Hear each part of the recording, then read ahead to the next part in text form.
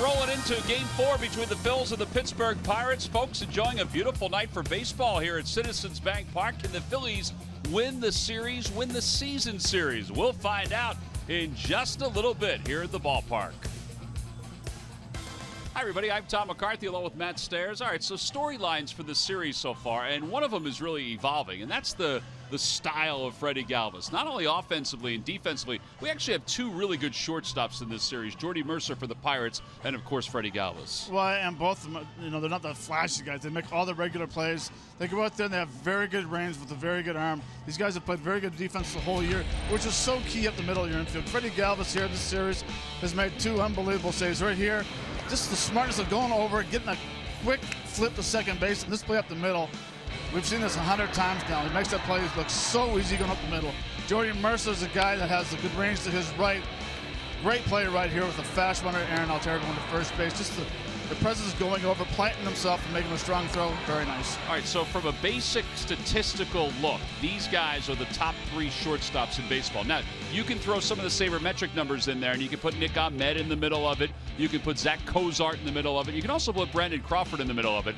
But these three guys are going to be considered for the Gold Glove at the end of the season. I think it's going to be one of the toughest races for Gold Glove that we've seen in quite some time in the National League. All right, so for the Phillies tonight, it'll be Jared Eickhoff. Starters have been really good, and Eickhoff, since the All-Star break, a 4-3 record and an ERA that's about 3.5. And why is because he's throwing strikes. We all know how good his fastball and his slider is, but the fact that he attacks the zone the first pitch to get ahead, in this game of Washington, his curveball was probably one of the best it's been the whole year. Just a 12-6 curveball. Bryce Harper was having nightmares after this game. Struck him out 3 times on the curveball. But knowing how to elevate the fastball with 2 strikes to get guys check swinging when they're sitting on the curveball. I just love the fact that his tempo was tremendous. The fastball's down the zone. He mixes in some slider, and that 12-6 curveball is an unbelievable pitch. That game against the Nationals was the 12th time this year that the Phillies have scored 2 runs or less, while Eickhoff has been out on the mound. He's 1-9 during those games with 2 no decisions. Last time was a no decision. He'll be opposed by University of Delaware product Chad Kuhl, making his 11th start in the big leagues. When we return, we'll get to lineups and first pitch.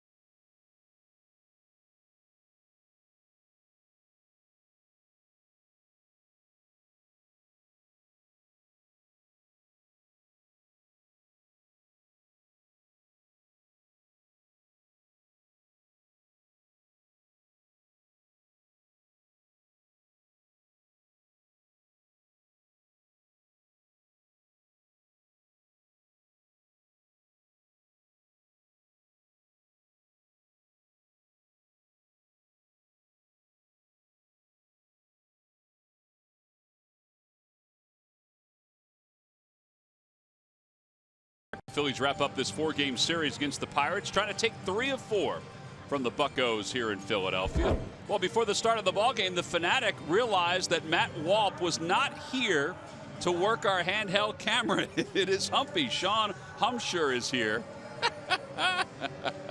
The Fanatic did take kindly to Humpy eventually. Oh, my Lord. Oh, that is so great. Humpy is such a good sport. That is some funny stuff right there. There he is. Are you winded, Hump? Oh, it's so great. The Fanatic, you can't get anything by the Fanatic. He sees everything. Let's take a look at the Pirates lineup. It's brought to you by Xfinity. Xfinity X1 will change the way you experience TV. So they've switched up the top of the lineup for the Pirates. John Jaso and Matt Joyce are 1-2. 3 and 4 are the same with McCutchen and Polanco. And the catcher is the guy that's caught 3 of the 4, and that's Francisco Cervelli. He bats 7. And they will face right-hander Jared Eickhoff, who comes in 10 and 13 with an ERA of 3.73. 143 strikeouts and 173 2/3. And Matt, he has a chance to get closest to 200 innings than any of the young pitchers the Phillies have. He does. I was checking that out today. Take a look at the scouting report. Average right around 91. 4-pitch pitcher. His last outing, he only threw his changeup 1.2% of the time. But when you have such a good curveball and a slider, I guess there's really no need to use the changeup. His first pitch of the night is in there for a strike, so we're underway. And quickly, pitch number 2. It's outside. Last time we saw the Pirates, Jaso was the leadoff hitter. He had not led off the first 3 games of the series. Adam Frazier did. And a play over the third base side. And it's 1-2. Time now for our Nissan keys to the game. Well, it's about Eickhoff. The first one, fastball early, curveball late. That's how he's been going with the fastball ahead. Finish him off with the curveball. And the same approach as last night. I thought the Phillies hitters had a great approach last night. They were aggressive in their area where they were strong, and they used a big part of the field. Yeah, 15 hits overall last night. And there is that curve. I mentioned during the Open that Eickhoff does not get a whole lot of run support. 12 times this year the Phillies have scored 2 runs or fewer while he's been out on the mound. 1 ball and 2 strikes to Jaso.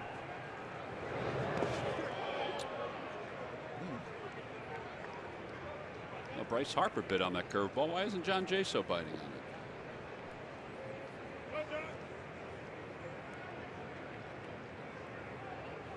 Throw it again, he will. Or fastball away. Down the left field line, out of play, and it remains 2-2. This has turned out to be an extended at bat for Jaso, which he is known to do. Comes from the school of the A's and the Tampa Bay Rays, where they're a little more patient than some other teams.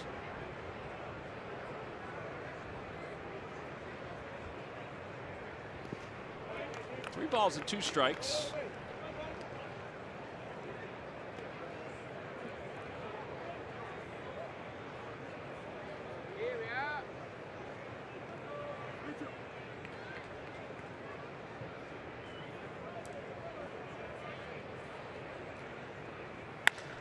Ball's hit well out to right center field. Roman Quinn going back. It is gone. A home run that bounced into the Pirates bullpen. And Pittsburgh takes a 1-0 lead on the 6th home run of the year for John Jaso.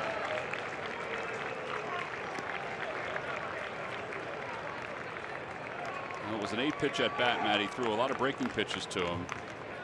And he finally threw a fastball in his wheelhouse. Yeah, fastball, pretty much here it is. The off guy, hopefully he wouldn't have done the ballpark. But off the top of the railing and out. 7th time in his career he's had a leadoff home run. 2nd time this year. And here is Matt Joyce.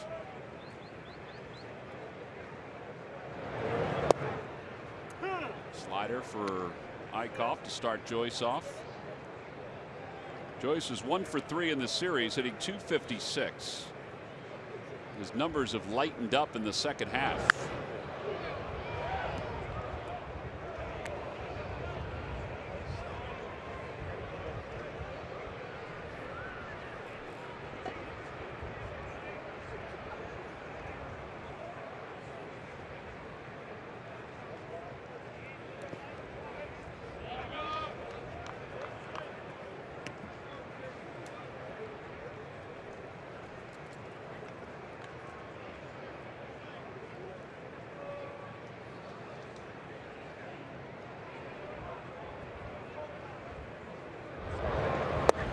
Breaking ball that's in there. That's a slider. And first strikeout for Eichhoff. And one away here in the first. Jaso saw some curveballs. Joyce sees the backdoor slider. Good pitch. I think part of it, Matt, is that they're recognizing the curveball, not swinging, so he's going to try the slider a little bit. Well, he threw one to Jaso that he swung and fouled off, but the other two, they weren't the pitches that you recognize that are going to possibly be a strike. Like a curveball with him, and you want to basically drop it behind home plate, right on top of the corner of home plate, and they were dropping middle or front, so you recognize it a little bit more, which makes you lay off them. 2 balls and no strikes to McCutchen. McCutchen hitting .247. He's 3 for 12 in this series. He homered in last night's game.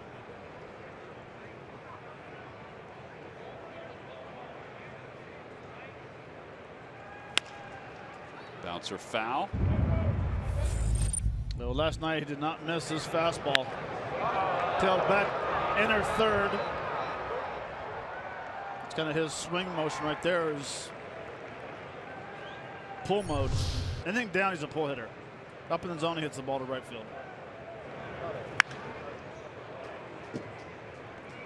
Tonight's game is also available in Spanish. Just use the SAP button on your television or change the language through the menu on your cable box. I should say anything down in the zone he'll pull. Anything up and away, he has that type of swing, he'll shoot to right field. Yeah, up and in, he's going to rip it down to the third baseline foul. Yes. Outside. So the last 3 out of 4 pitches that Eichhoff's thrown for curveballs, the curveball hasn't been anywhere close to being a strike. That's why, like that one there, you recognize it, you just lay off it. It's the one that we saw in Washington that drops right behind home plate. And here's the thing, there are times that it takes pitchers an inning or so to kind of find 1, 2, or even 3 of their pitches.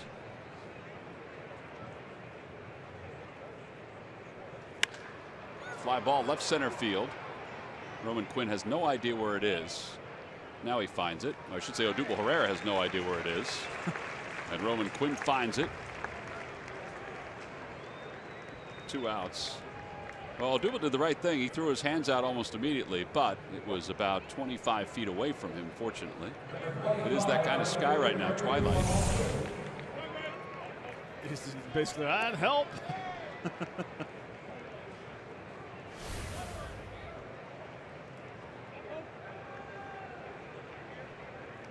Again, a lot of times outfielders will just tap the top of their head, saying, I do not see it. Because if you put your hands out like that, usually the base runner is just jogging, and you put your arms out like you lose it, then they kick it into extra gear, and they might get a triple out of it.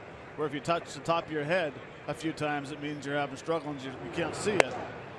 And they just start jogging to first base and maybe get to second.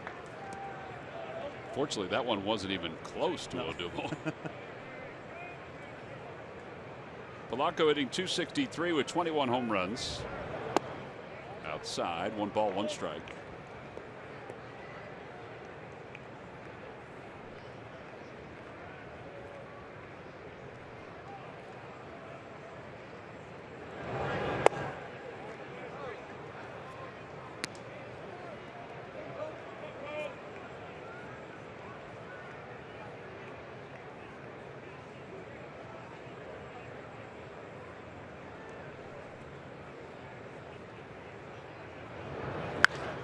Fly ball left field. Roman Quinn is there again. So a 22-pitch first inning for Jared Eichhoff results in a 1-run lead for the Pirates as we go to the bottom of the first. Cesar Hernandez ready to get it rolling when we get back.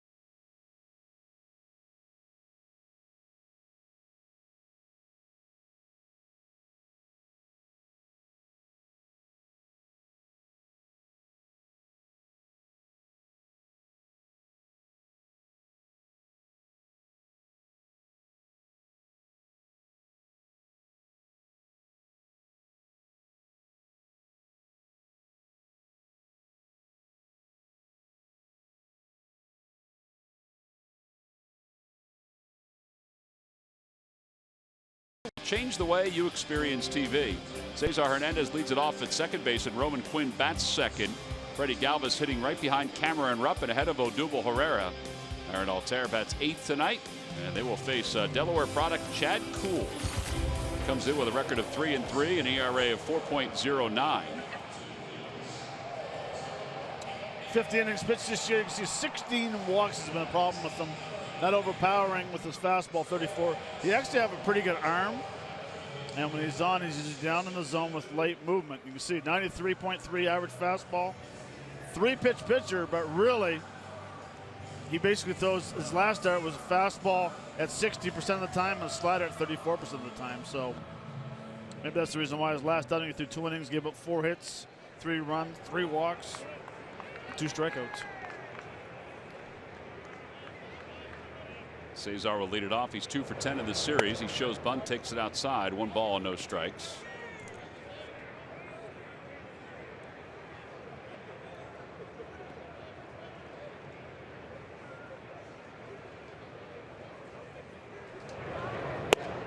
Two and 0.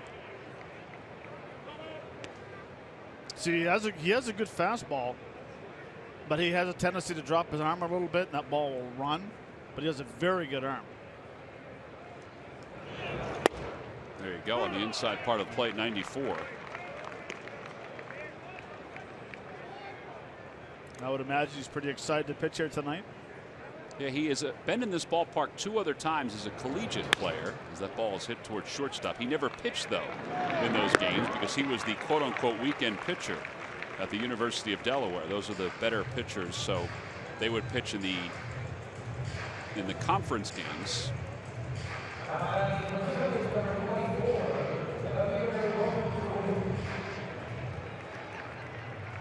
He has over 100 friends and family members here tonight, including Miss Delaware, who is his girlfriend.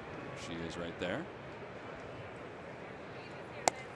At the knees, no balls and 1 strike. He said he was excited about it. He said his dad was a huge Phillies fan. Still is. And he loved Roy Halladay. That was the guy that he always looked at. He said, I always looked at certain players, you know, Roy Halladay, Cliff Lee, guys like that.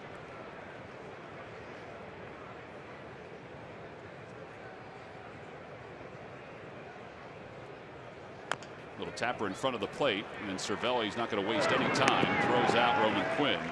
2-3 on the putout. And with 2 outs, Mike Del Franco's coming up.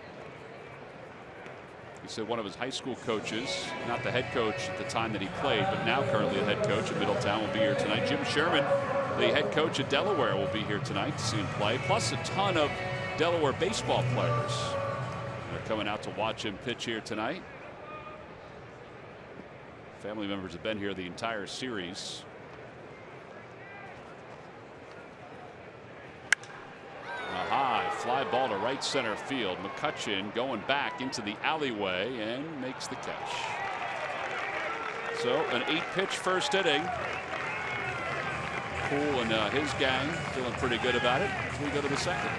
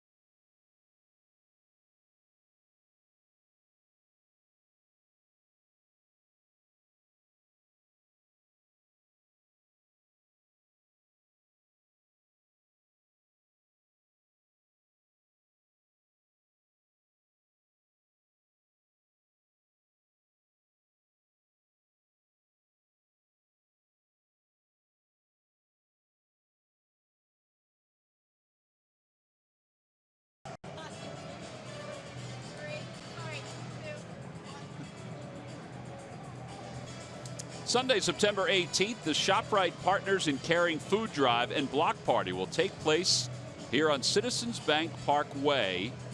It goes from 11:30 till 2:30. Special appearance by Mike Schmidt, Philly Fanatic, and the Philadelphia Zoo on Wheels. It's all part of the Phillies Marlins series. Go to Phillies.com. Now, fans are encouraged to bring non-perishable food for a donation to benefit the great folks at Phil Abundance.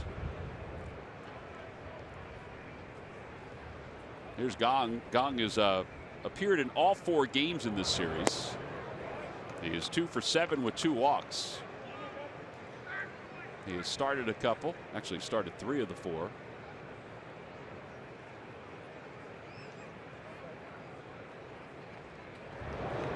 Fastball, and it's 2-1.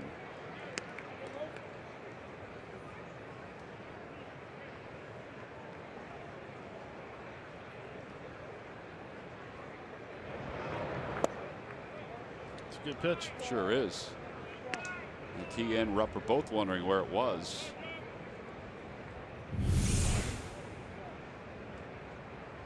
Not low. It's definitely not low.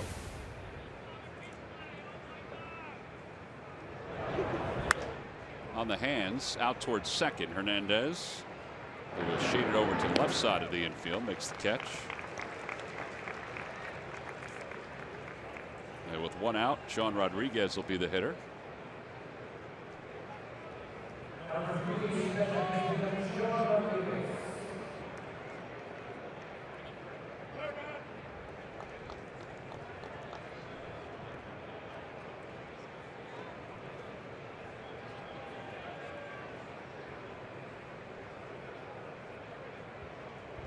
Rodriguez takes a breaking ball outside.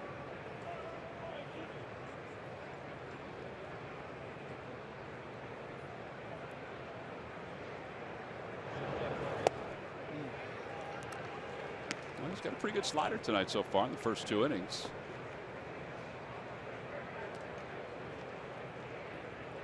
I like Rodriguez's setup. He's nice and relaxed, and then all of a sudden he watches his little leg kick right there. Yep. A little timing. You okay with him hanging that leg kick the way he does? Oh, absolutely. Because what he does is when he hangs it there, he recognizes the pitch. If it's a fastball, he gets it down a little quicker. If it's a curveball, he just leaves it up a little longer.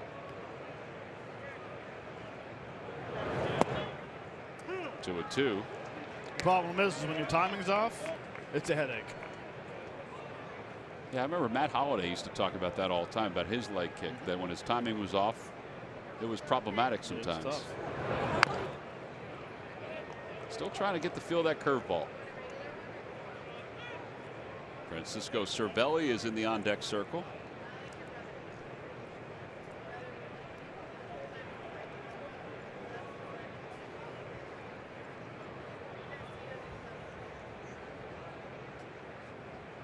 Bounce it. Good pitch. Well, you got a feel for it there. Second strikeout for Eichhoff. First on the curve. That one was more because of the velocity. The speed got him. Good location as well.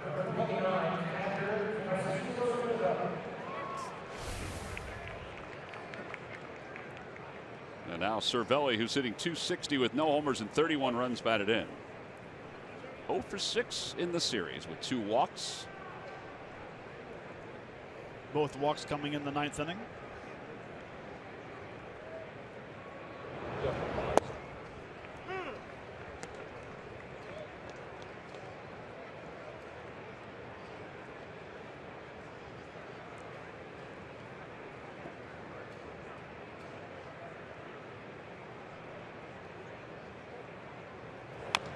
Little tapper at its 0-2.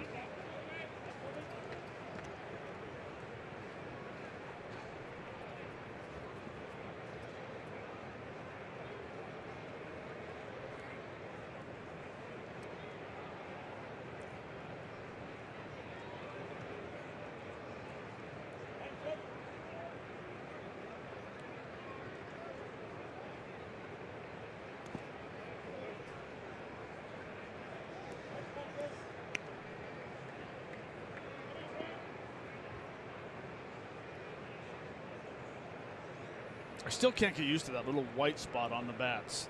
The shaved spot with the little black to tell them that the bats were approved. Just looks different. Over to third, charging is Franco. He was able to throw Cervelli out. A 1-2-3 second. We played 1.5. On to the bottom of the second. 1-0. Pirates on top.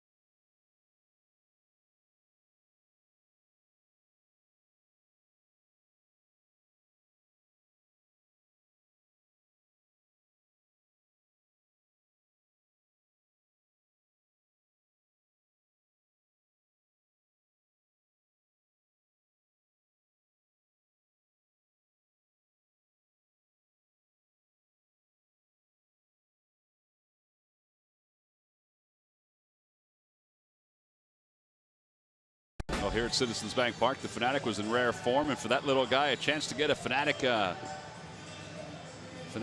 here at the ballpark. Fanatic merchandise rolls off the shelves here at Citizens Bank Park. Bottom of the second, Tommy Joseph starts it off.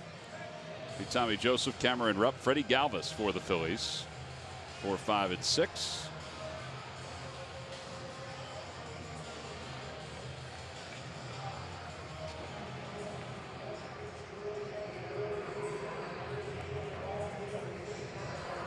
Tommy Joseph hitting .246 with 19 home runs and 38 runs batted in. Takes low, 1 ball, no strikes. Playing in his 120th game combined this year between the minor leagues and the big leagues. Chopper back to the box. Cool's got it. And one gone here in the second. Here's Cameron Rupp. Let's check in with Greg Murphy. Murph.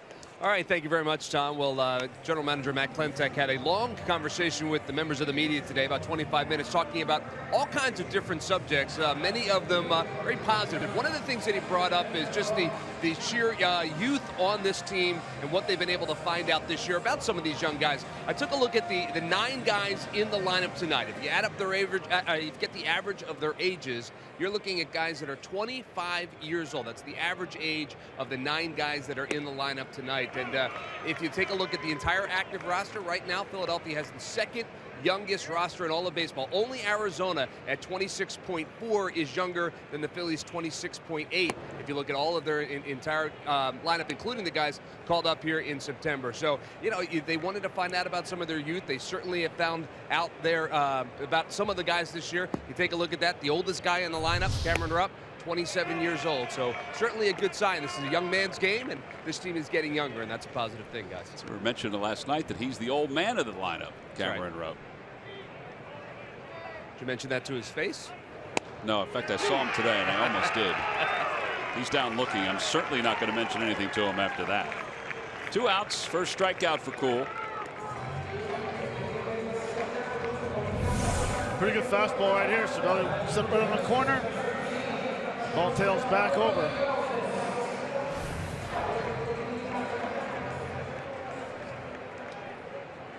So Freddie Galvis now the hitter.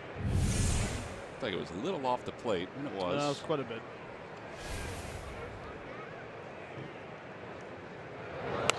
He's just pumping fastballs right now.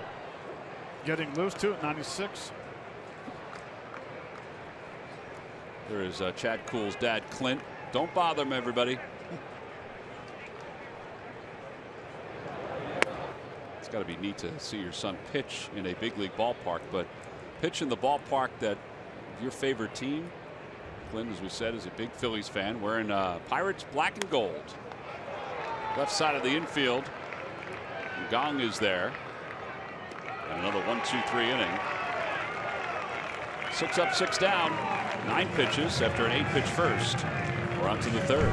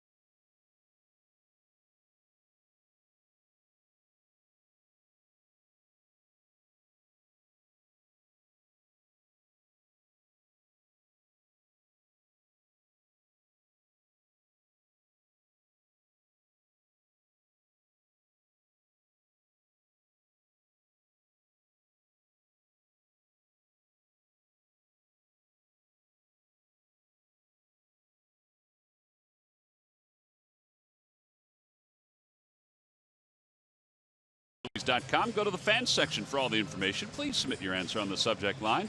All right, Matt, here's the question. Who was the first Pirates manager to win 1,000 games? The first Pirates manager, an organization that you played for, so you should have the history of the franchise down pat, to win 1,000 games.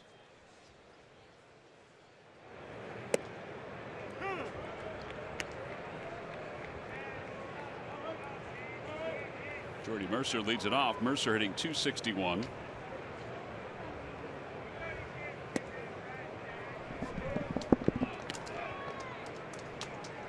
One ball and one strike.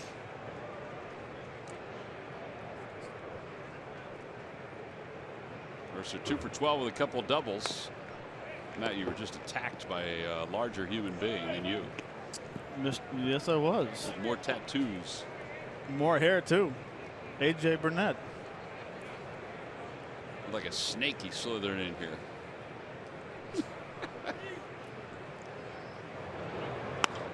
Little floater out towards center. Here comes Odubel. 1 out. Well, here we go. The attack crept in. Whoa! Good thing you took the headset off. I wasn't sure what he was going to say, first of all. Then I covered up the microphone. I'm like, smart. Oh. We got former Phillies pitchers all over the house tonight. Yeah, it was nice to see Jamie Moyer today. Catch up with him for a while. Jamie's in town for the weekend. A little golf excursion. A little. Swing and a miss. 0-2.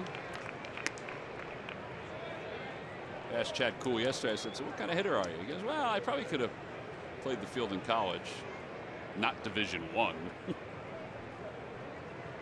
Said I realized that if I was going to play Division I baseball, it was going to be as a pitcher.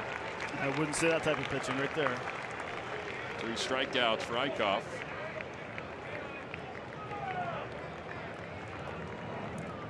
The most popular way to follow Phillies baseball is with MLB.com at bat, the #1 app for live baseball. Get live look-ins, highlights, game day, scores, StatCast, live radio broadcasts, and more. Get MLB.com at bat on your favorite devices now. You can attach it to your camera. You can watch it anywhere.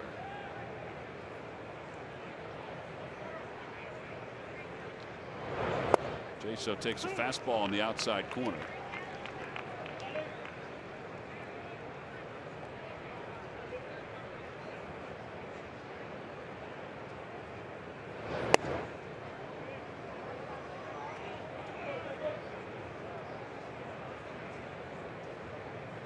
That bat looks so small in his hands. It does. He's whipping it around. It's like a 33 or 32.5-inch bat. Why would he use such a light baseball bat? Just to have, well, not necessarily light, shorter. Shorter. To command the strike zone. Not overswing. Remind yourself not to go after the ball.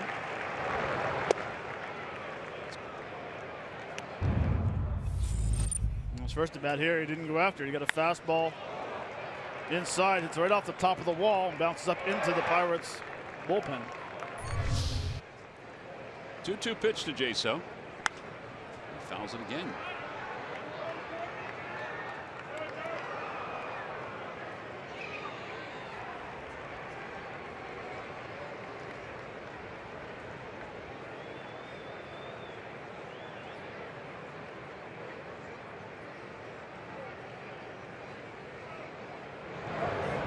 Off the hands. That was a good spot on that fastball. Cesar says he has it.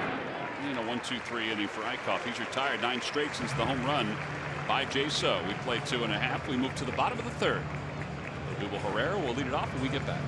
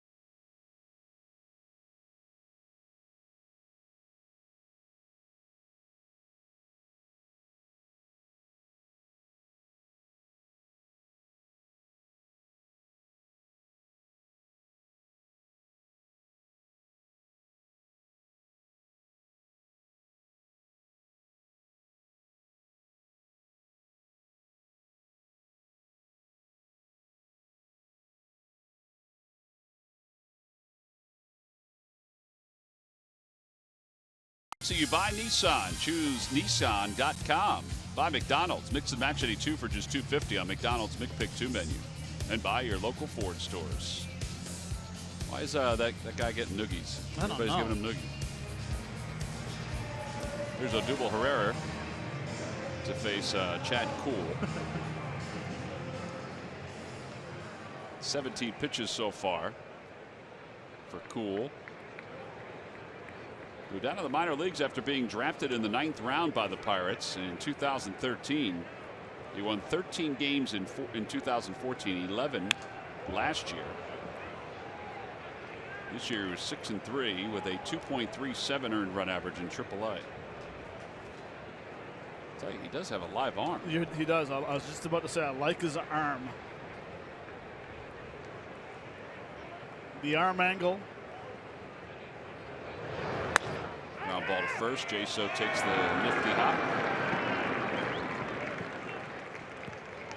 He does have a connection to the Phillies organization. Kuhl does, besides growing up in Middletown, Delaware.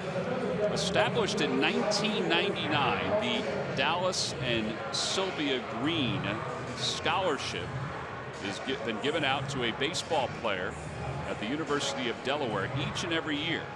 In fact, Nick Spadafino is the recipient this year. And when he was at Delaware, Chad Kuhl was the recipient of Dallas and Sylvia Green's scholarship. The great Dallas Green. 0-2.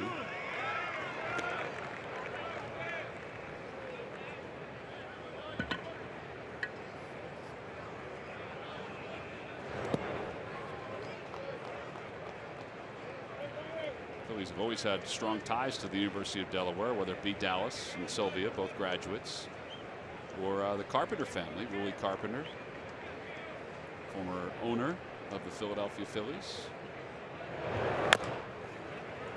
Bouncer back to the mound. 2 outs.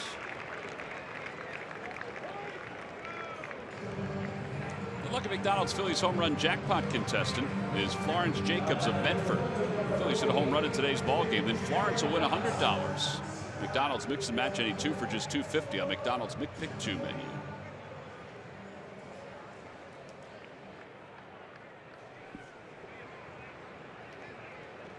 Eichhoff 8 for 52 this year. Still does not have a sacrifice bunt. Obviously won't get one here. And you brought up a point a couple weeks ago, which is a good one, Matt, that he broke a bone in his hand trying to sacrifice in spring training. So, oh, whoa, look out. Yeah, man.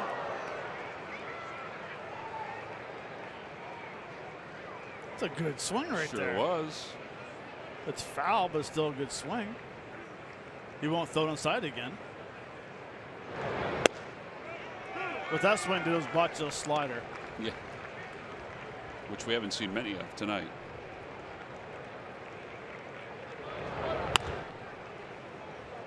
Another breaking ball. Well, it's a 10-pitch inning, so 8, 9, and 10. 9 up, 9 down. On to the 4th. 1-0 Pirates.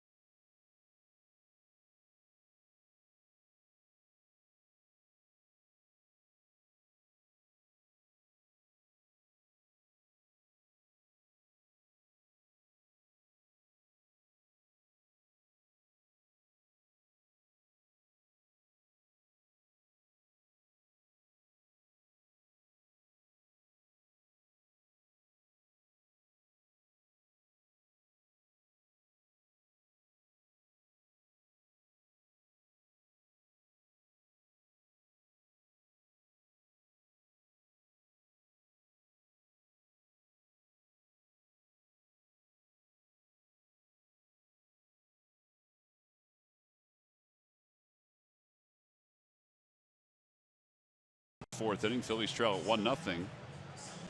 Well, we want to continue to thank our crew for an unbelievable 2016 season. And we take a look back to the Hopewell Jaycees, where Andy Rabel in 1974 was clubbing home runs left and right.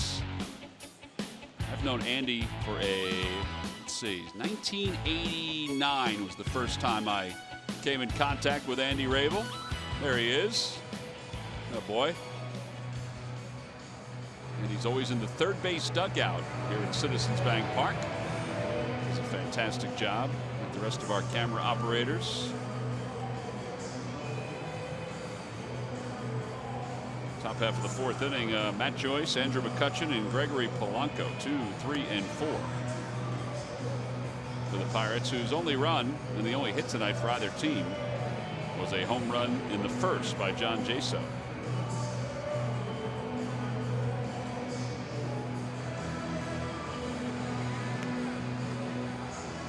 By the way, tonight is Matt Stairs' last home game. Yep. You're going to be wearing the road grays the rest of the year. It's like 62 times this year. Well, if you're going to live at a hotel, you might as well live at a hotel on the road. Here's Joyce. Outside, 1-0. So you'll be in New York. You'll be in Atlanta. And that's it. I'll be golfing tomorrow. And you'll be golfing tomorrow. Not with Jamie, though. Jamie did not invite Matt to golf. No, he did not. I didn't get the email. I did try to. You did. I did subtly say, Matt's available, but he already has a foursome.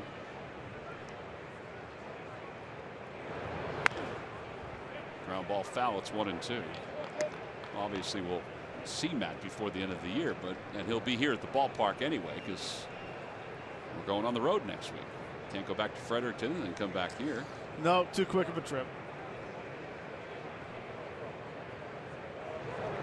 Up and in, 2-2.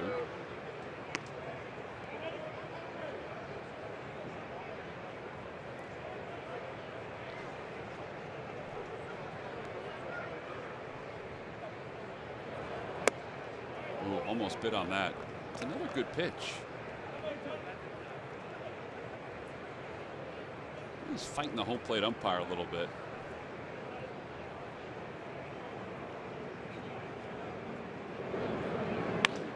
Out toward left center field. And Roman Quinn is going to get there easily. One out here in the top of the fourth.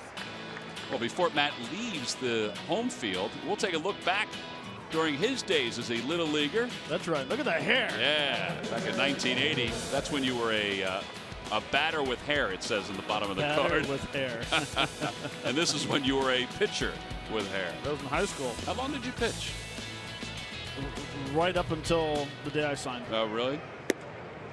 That's a nice windup you had going there. No hitters? A lot of hitters.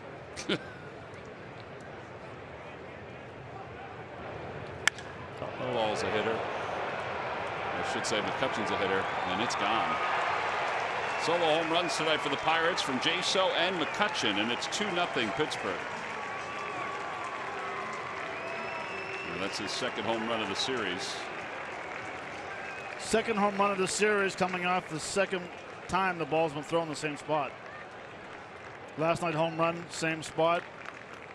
He has that short swing. And if you throw it down in that area where it's, this is what happens. Supposed to be away, tails back in. Same place as yesterday. Oh, the estimated distance is 403. The velocity off the bat, 104 miles an hour.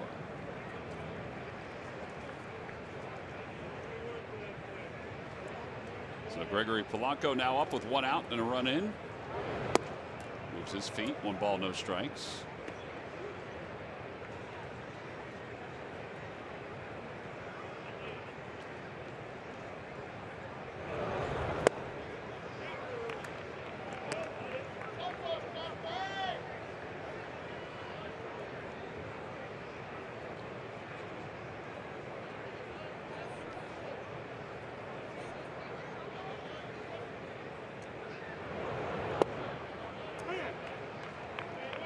The slider's been his best pitch tonight. It really has.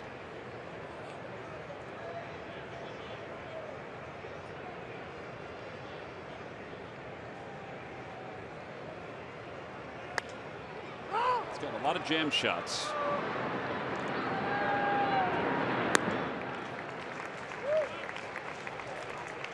All right, so let's compare McCutchen last night and tonight. Well, watch the. Both pitches are supposed to be away. Watch this one tails back in, knee high, right in that zone where he likes it. Now tonight it's supposed to be low and away. This one's up just a little higher, but comes back into that swing path of his.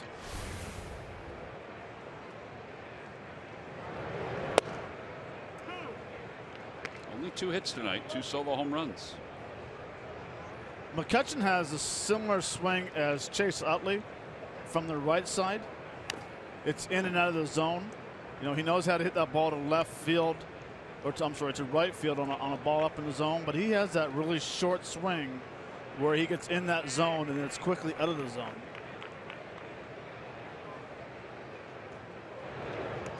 Curveball in the dirt, 1-2. And he's such a good, and they're both such great, great hitters. McCutchen does an unbelievable job of driving that ball to right center, but it allows you to let that ball get deep, a little deeper in the zone.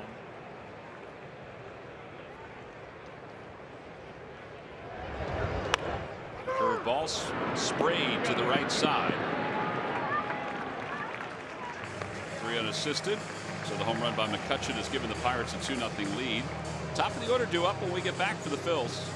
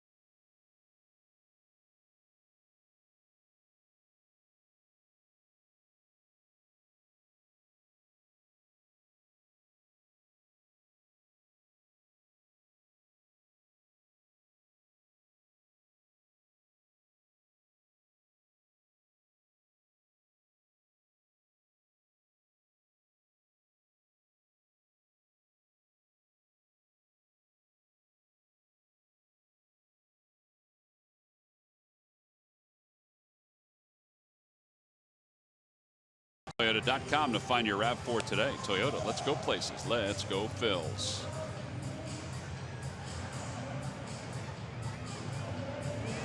Two nothing.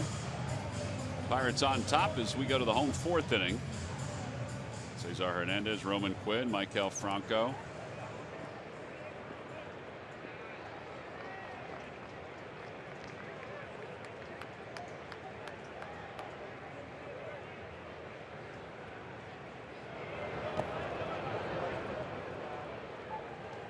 Ball, no strikes to Cesar, who grounded out to shortstop his first time up.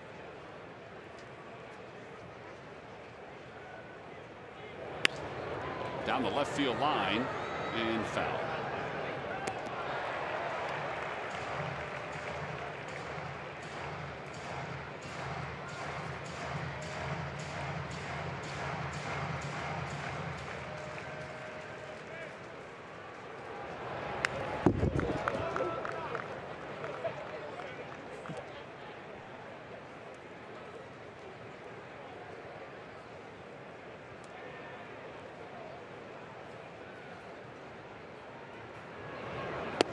Inside, and it's 2-2.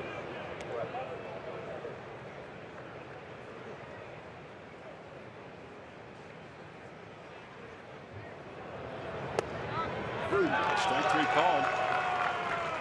95. With late movement. Yeah. Yeah, I mean, he's throwing a lot of fastballs, but his fastball is moving.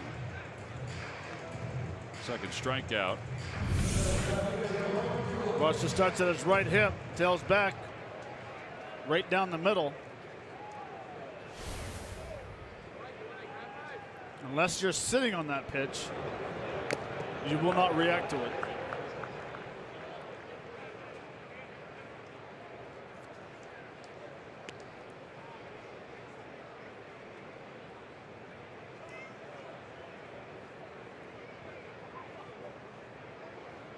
Kind of need to get a base runner. One to stop this perfect game, but two to get him on out of the windup. I was just saying to get him into the stretch and see if he can pitch the same way.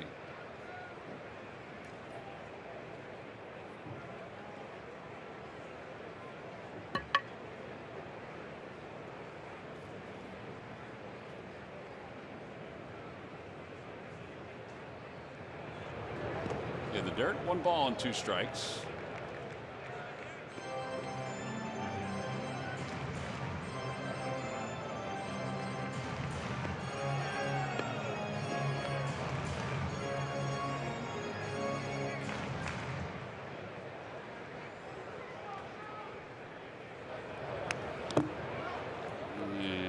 Just a bit out front of that. 88-mile-an-hour changeup. Changeup's a good pitch for him. That was a very good pitch. Freddie Galvis, earlier when he popped up to third, was on a changeup. Same arm angle, but 8-mile-an-hour slower. 2-2.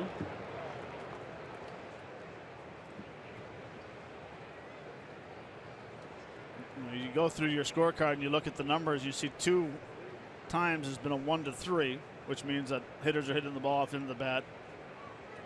Roman Quinn was 2-3 his first at bat.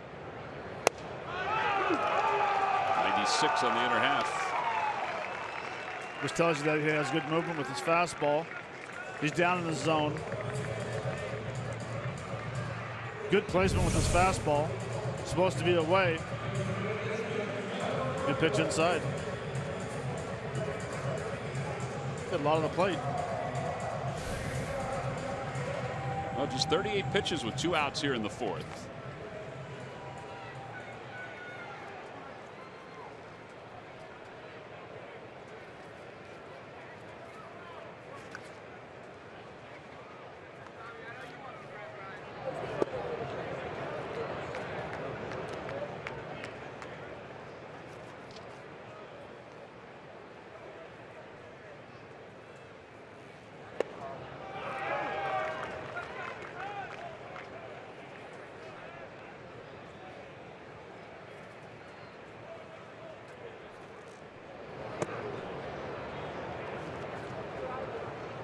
That group behind the Pirates dugout must be his friends and family. Well, they cheer after every strike. Yeah.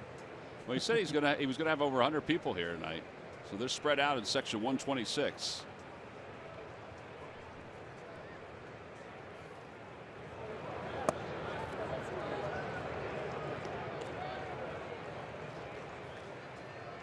Yep, those must be the friends. 3-1 pitch coming to Franco. Foul tip 3-2.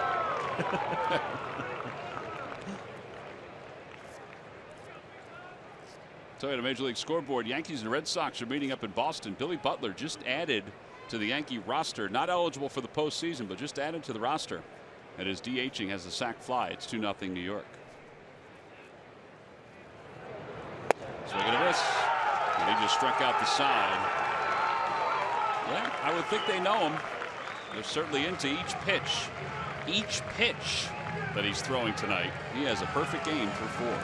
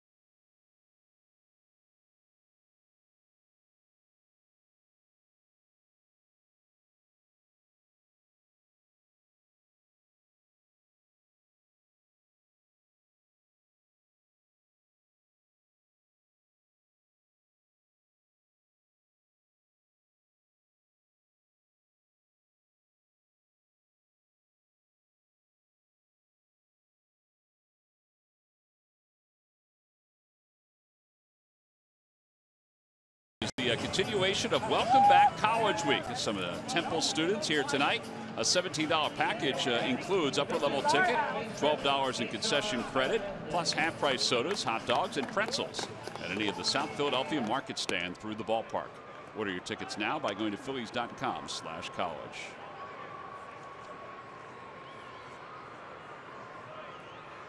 Sean Rodriguez leads it off here in the 5th. And he rips one to left field. Going back on it is Quinn, and it's gone. 3 solo home runs tonight for the Pirates. And they lead it 3-0 here in the 5th inning.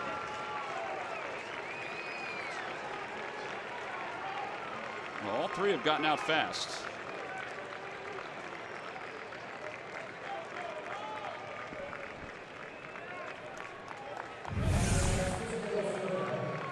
Fastball away. Oh, I'm sorry, slider. Stayed up in the zone.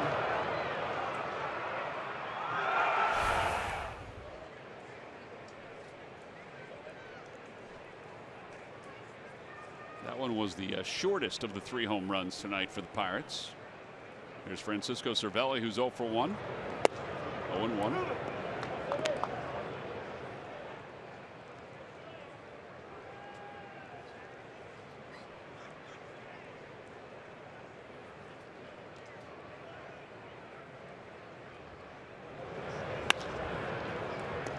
Good hop for Maikel Franco.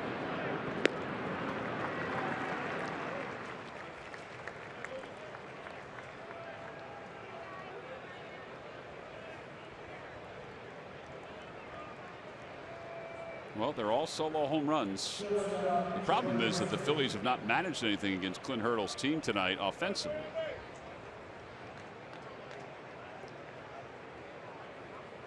Yeah, you go back to the scorecard.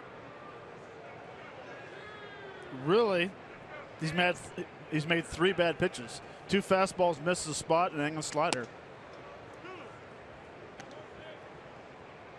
3 home runs allowed for Eichhoff is a career high in a game.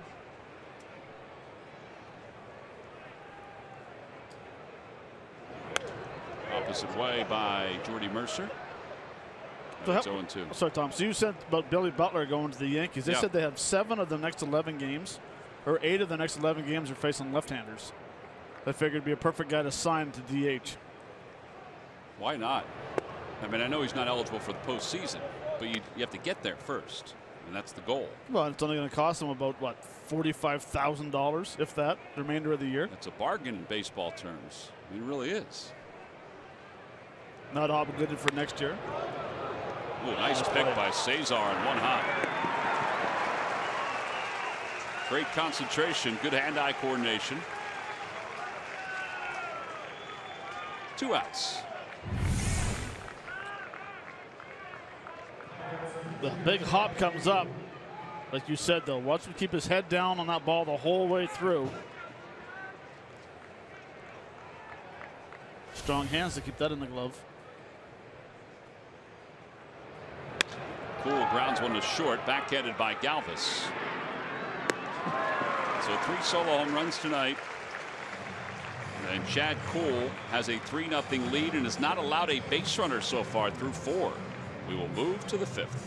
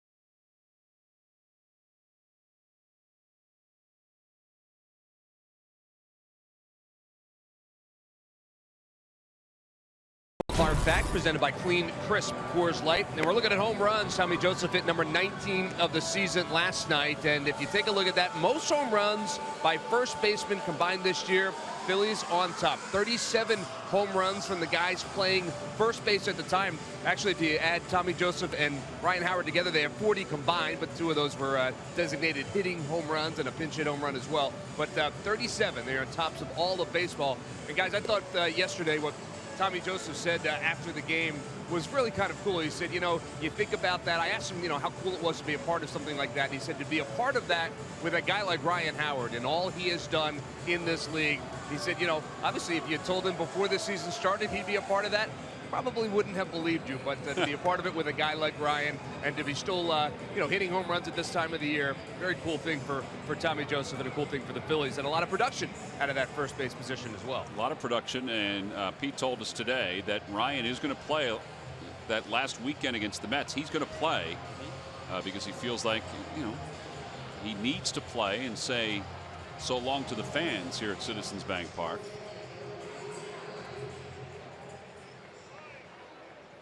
Tommy leads it off. Phillies have been held hitless.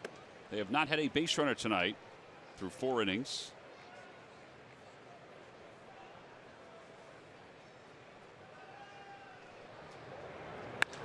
That one's out towards center field. McCutchen on the run, and it is over his head. A one-hop off the top of the wall. Well, there goes the no-hitter in perfect game, and Tommy Joseph with a double to center field.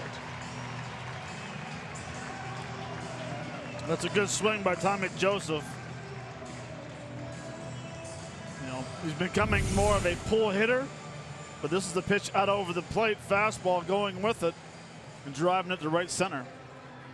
Head down, point of contact. Exact same swing as last night. The only thing that was different was the fastball last night was in more.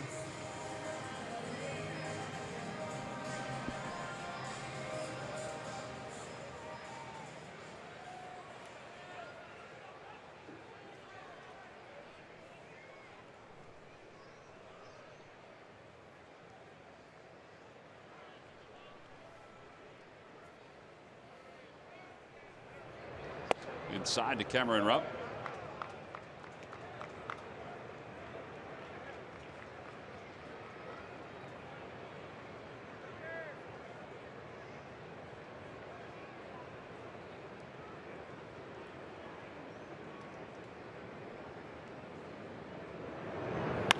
To the right side. Rodriguez gets to it. Tommy Joseph moves to third.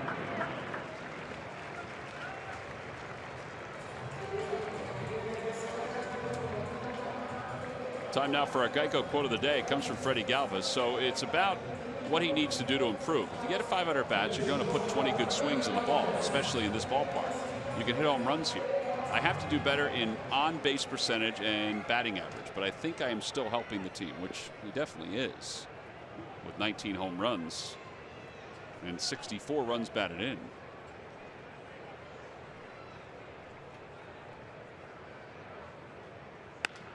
To the right side. That'll get a run home. An RBI for Galvis. All right, so that's one of the things that Pete did talk about. Runner at third, less than 2 outs, get him home for he and Cesar Hernandez. So, you know, that was a good step there. So is that one of the 20 good swings at a 500 at bats that he's looking for?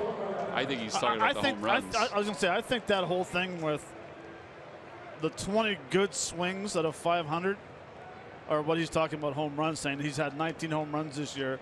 They're 19 good swings because he's elevated the ball and hit out of the ballpark. He's had a lot more than 20 good swings. It's true. I mean, that's a good swing. Every time he hits a double is a good swing. Line up to first base, third base, wherever you're going to hit is a good swing. I think he's just trying to make a good point of saying I have 19 home runs. Let's don't forget that. Into the hole. Jordy Mercer will not throw out Odubel Herrera. An infield hit. Second hit of the inning for the Phillies.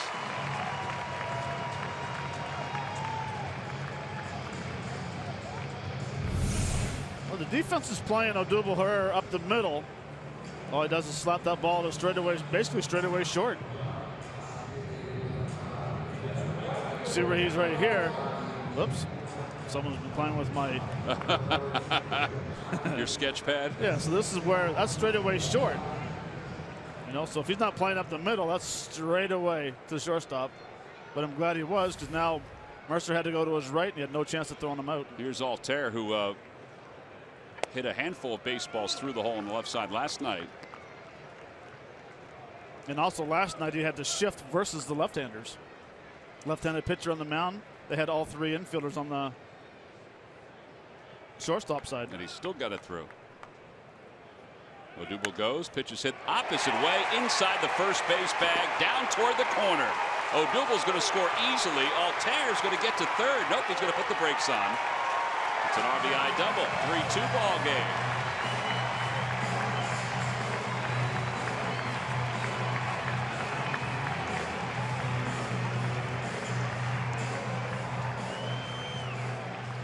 Well, I watched Odubel Herrera's jump at first base, and it was terrible. But good thing he was in motion. That'll allow him to score on that ball hit down the right field corner. See, Odubel kind of takes a step back towards first, and that's the play right there. Odubel goes, pitch is hit opposite way, inside the first base bag, down toward the corner. Odubel's going to.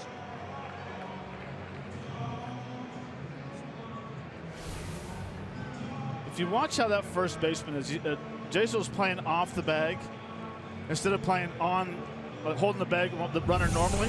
See how he's playing him off? Saying. Yeah. So now he's sitting there, okay, fine. Now when the pitch is delivered, see how he's going? He's doing the secondary hop the same as an infield, same as a base runner. So he takes one step back.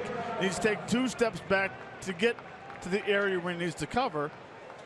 Instead, if you're staying on first base, you're basically taking a little shuffle coming off the bag. Yeah, so everything's moving. Everything's moving. Eichhoff waves at the breaking ball. Now, he got a fastball last time, and he fouled it sharply down left field line, and then got 2 sliders.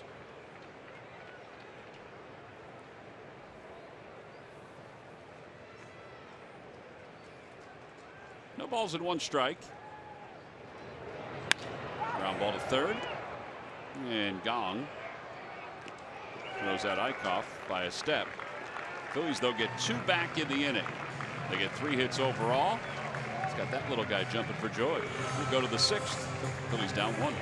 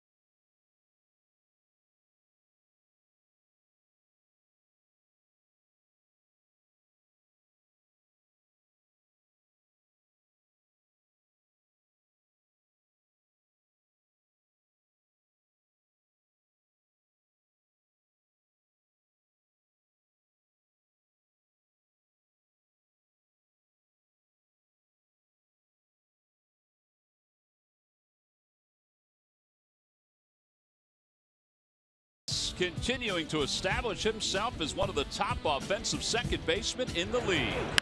Coming into the homestand, Cesar was leading the NL in bunt hits and triples, while ranking among league leaders in infield hits, 4-hit games, and singles. Since the middle of June, Hernandez has batted well above 300, and his on-base percentage has been in the 400s. Off a road trip where he batted .393, the Phillies' spark plug looks to keep it rolling. And it's brought to you by Independence Blue Cross. Live fearless. Cesar 0 for 2 in tonight's ball game. The Phillies have scored 2 runs in the 5th inning to make this a 1-run game. And now we go to the top of the 6th, and Jared Eichhoff will begin the inning with 75 pitches. It's given up 3 home runs tonight, all 3 solo home runs.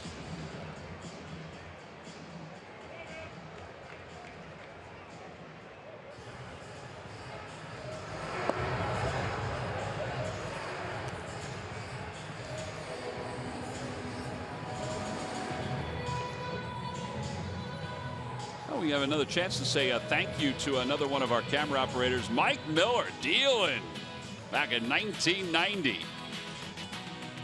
What do you think, Matt? Is that a fastball or is that a breaking ball? I'd say it's a curveball. Looks like it's got a little loop to it.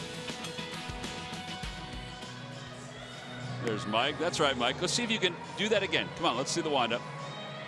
Oh, it hurts, doesn't it?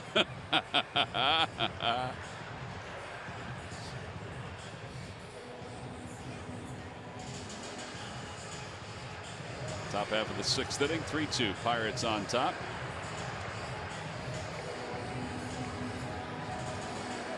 And John Jaso, who is 1 for 2 with a solo home run, will lead it off here in the top of the 6th. Phillies Pirates season series tied at 3. Pirates have hit just .225 during the time, but their relief pitchers have done a nice job. Now that included Melanson, who was with the Pirates before he went to the Nationals. Ground ball right side.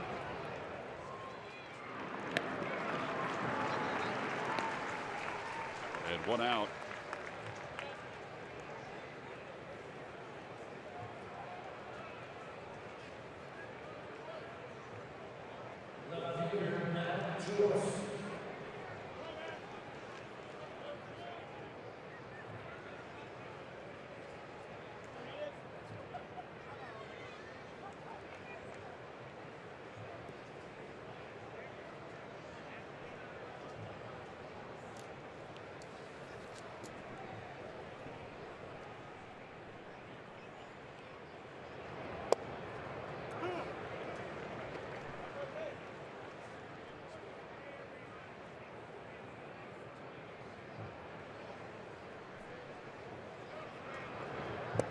Curve. Oof, underwater swing. Yeah.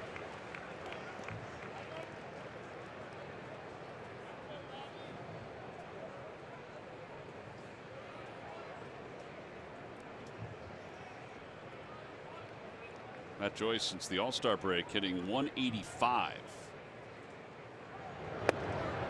Ball didn't come all the way back. 1-2. You know, a lot of hitters have different grips. You can see right here, he kind of has a overlap of the baby finger, the pinky over top of the index finger.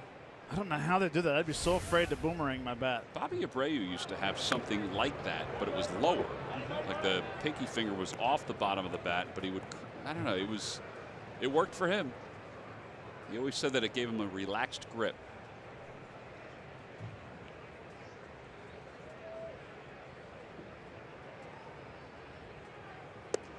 Out in front of a curveball. He threw 2 really good curveballs in this at bat to Joyce. 2 away, 4 strikeouts for Eichhoff. This is a good breaking ball. This is the breaking ball we saw in Washington, where you think it's going to break back towards you as a left-hander and just drops off the table. But hitting is really weird, because if you get in there, like I used to have as much, we used to call it stickum, or the pine tar rosin. I need to have as much as I possibly could on my bat. If I didn't have a lot on my bat and it felt slippery, I was in trouble. Well, how about this? A 7-pitch inning for Eichhoff. Pirates go down in order. He's only allowed 3 hits tonight. Unfortunately, all 3 are solos.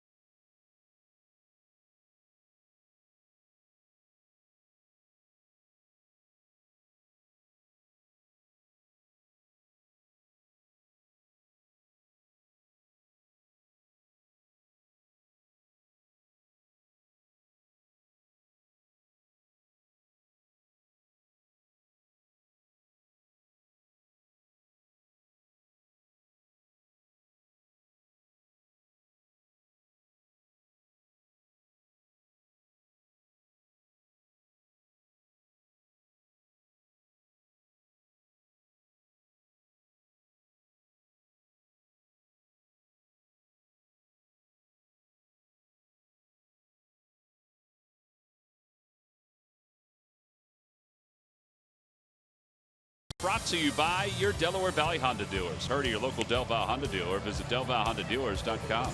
By Xfinity. Xfinity X1 will change the way you experience TV. And by WB Mason. You can't go wrong when you buy right.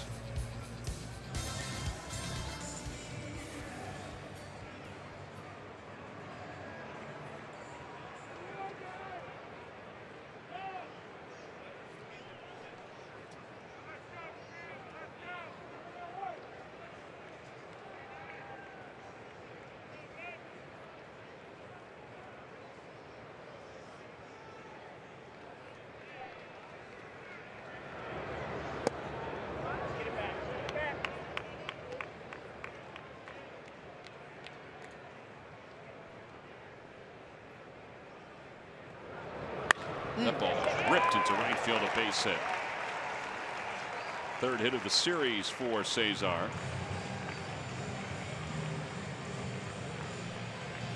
Sunday, September 18th, Desert Camo T-shirt, free defense 21 and older, thanks to the good folks at Budweiser. Budweiser Folds of Honor Day. Phillies versus the Marlins this weekend. Order your tickets by going to Phillies.com. Now that is a cool shirt and a cool giveaway.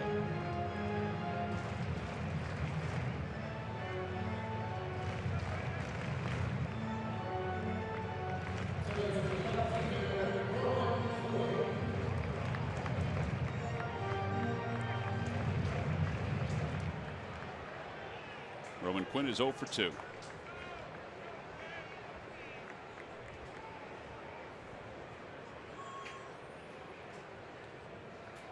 With a lot of these young pitchers, the Pirates will have guys up quickly, and they'll take guys out of the game quickly. Well, they have an expanded roster like everybody else, but they don't want to take a chance and have anything go wrong with some of these young arms. Roman Quinn bunts. Cool has it, throws just in time. Up to second goes Cesar. Sacrifice 1-4. Excuse me, 1-3.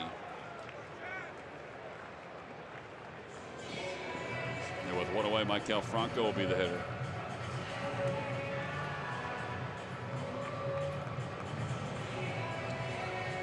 I'm going to ask you a little hint about that trivia question earlier. Yeah. Was it the Pittsburgh Pirates or was it the Pittsburgh Alleghenies? Boy, that's an excellent question. I'm going to defer to the production cavity on that one and hope that they whisper in my ear.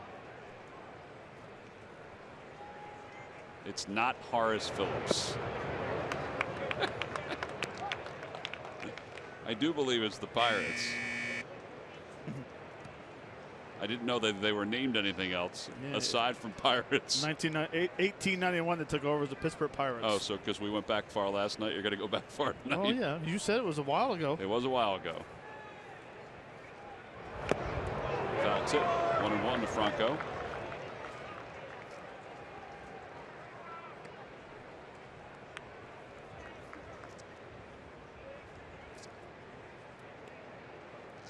Matt, this guy is in the Hall of Fame. He's in the Baseball Hall of Fame.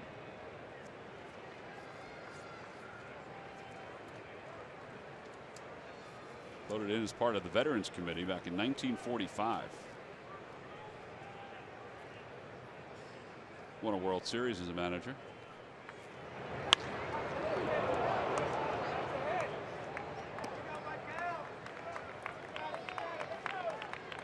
So I guess Jim Leyland's not going to be my answer then. Jim Leyland is incorrect.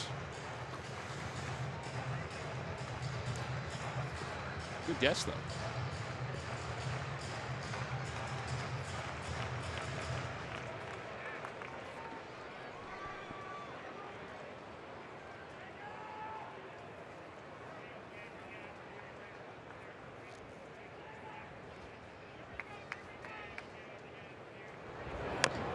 Tapper up the third base line. It'll roll foul. And it remains 1-2 to Maikel Franco. Well, it's time now. Just so happens to be. I was going to ask if I could call a friend. Chief State defense. Well, you're going to have to really older friend to get some hints on this one. Who was the first Pirates manager to win 1,000 games? I'm going to say I'm down to 3 guys. All right, give me the 3. Donnie Bush, Al Pratt, or Fred Clark. Nope. Fred Clark. Fred Clark is correct. Log back on the Phillies.com to find out if you're the winner of a Phillies prize pack. Down to 3 people we've never heard of. Al Pratt was a pretty good manager in 1847. Yes, he was. If you said Danny Murtaugh. My guess was going to be Jim Leland. Jim Leland.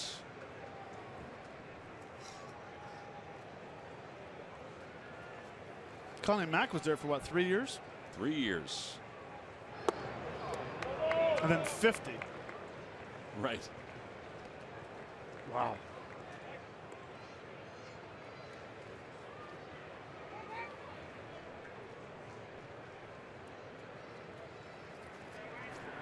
Juan Nicasio pitched in game 1 of the series, warming up.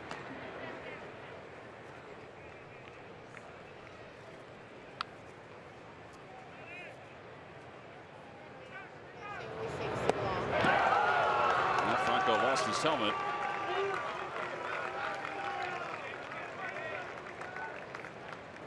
Five strikeouts for Cool. And Tommy Joseph's coming up. Yeah, good slider. Bronco pulls off.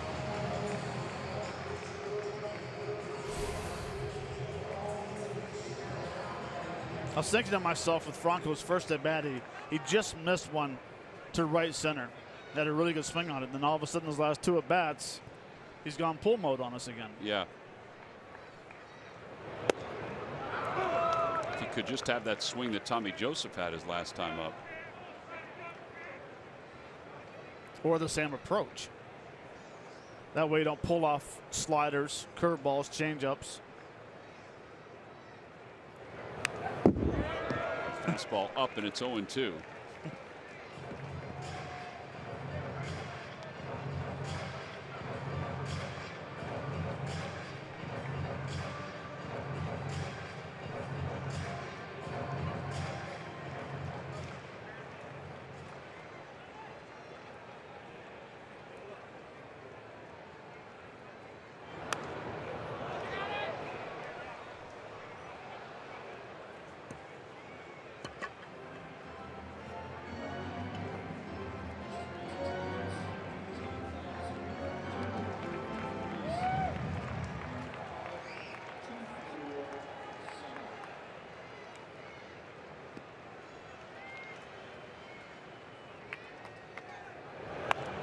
Little cue shot.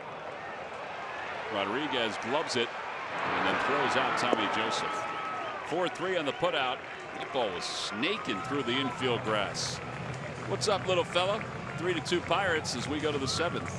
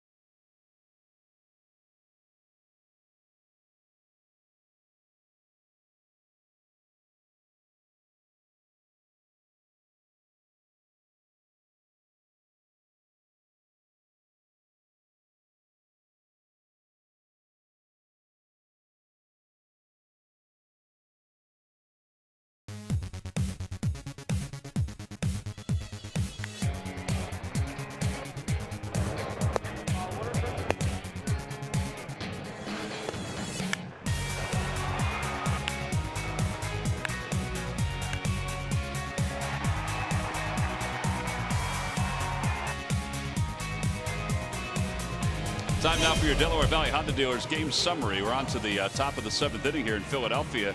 Chad Kuhl, 6 innings, 4 hits, and 5 strikeouts. 3 solo home runs for the Pirates. Jared Eichhoff's been good, but he's allowed 3 solo home runs. Those are the only 3 hits he's allowed. He'll go to work here in the 7th inning. He'll face Gregory Polanco, Jung Ho Kang, and Sean Rodriguez. In between innings, Chad Kuhl was getting congrats from his teammates. Clint Hurdle gave him a hug. So he's done. You get a hug, Matt, you're done. That's pretty cool.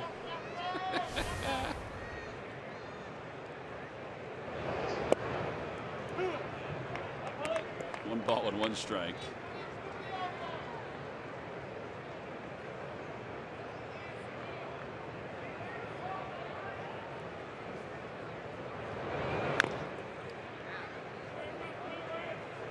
How about the Tampa Bay Rays are just playing spoiler with all these teams? Yeah, they are.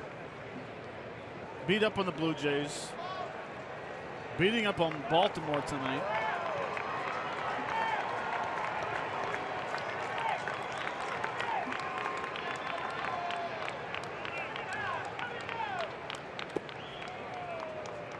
Eichhoff slipped off the mound.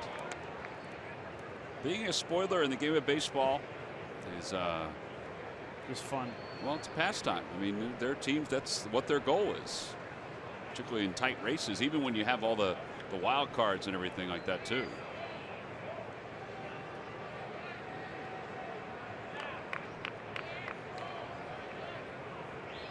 Curveball is lined into right field, so that's going to be the first hit that's not a home run. Altair plays it off the wall. Polanco will get to second. 34 doubles this year.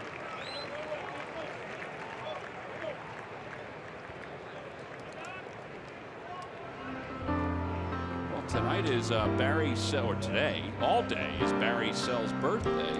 Our technical director is Barry. Looks like he's sporting the wool.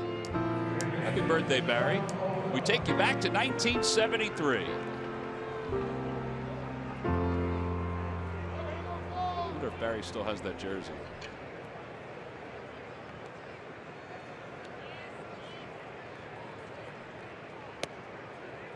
Oh, 0-1. Gong is 0 for 2. He has popped out and grounded out.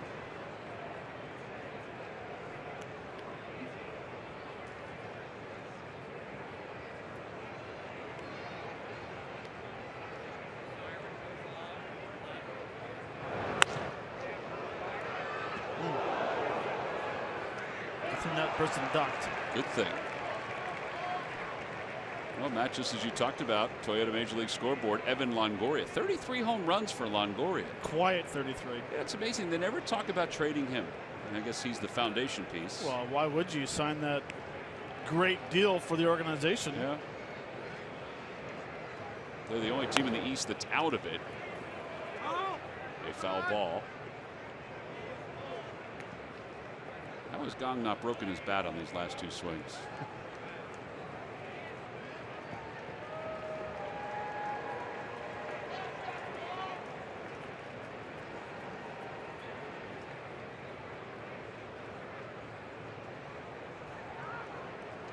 You know, you try to figure out baseball, and Tampa Bay's got 62 wins this year, and they're beating up on teams with 81 wins, 80 wins, and 79 wins. And they're doing it at home and on the road. It's not like they're just doing it to trot.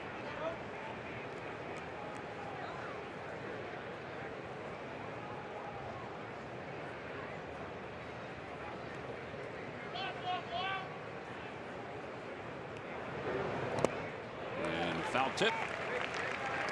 5th strikeout for Eichhoff.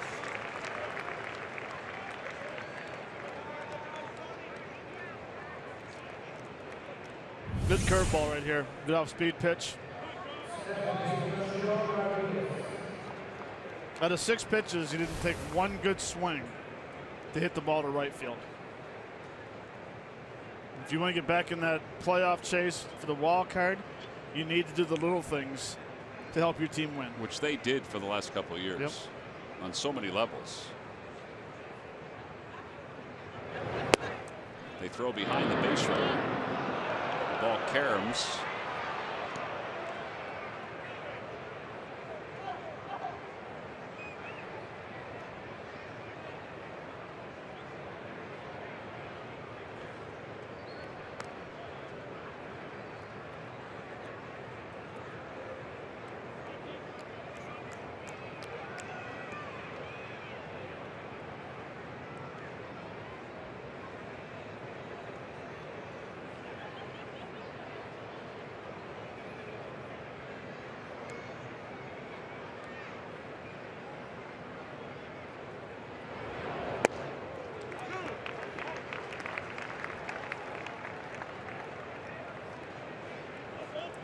see if Eichhoff throws Rodriguez a slider this at bat. Last time up he threw him a slider that didn't slide and went in the seats in left field. Swing and a miss. 1-2.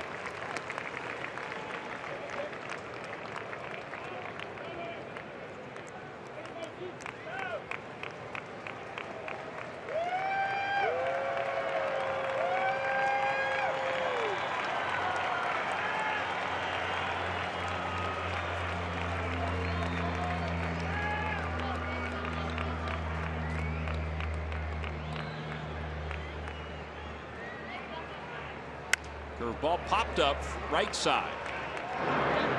Cesar calls off Tommy Joseph. 2 outs. He really has made some good pitches tonight.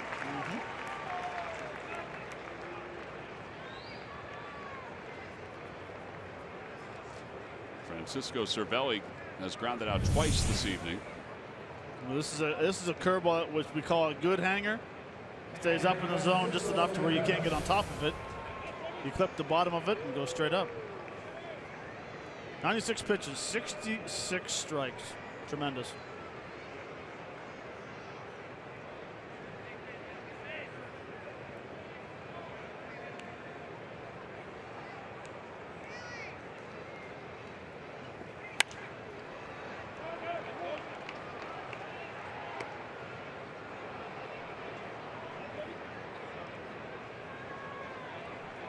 If he gets through this inning, he'll reach 180 and two. He's already reached 180 innings, but 180 and 2/3, and his night will probably be done.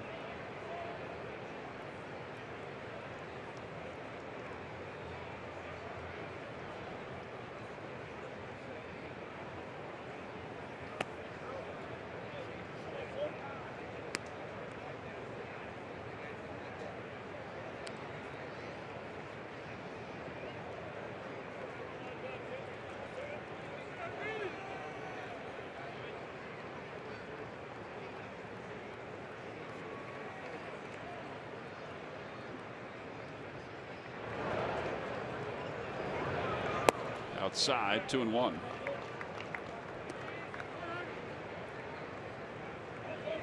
Yeah, you figure after the start for Eichhoff, he would have 3 more. I'm glad you did that. I was wondering about that. Yeah, the last start would be October 2nd on the last game of the year. All right, so he could reach 200. I doubt he'll reach 200 innings, but he could reach 200 innings.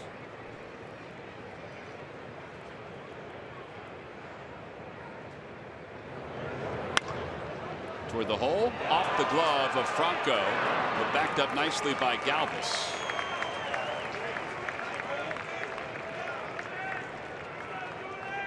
And that, at least for the time being, does not allow a run.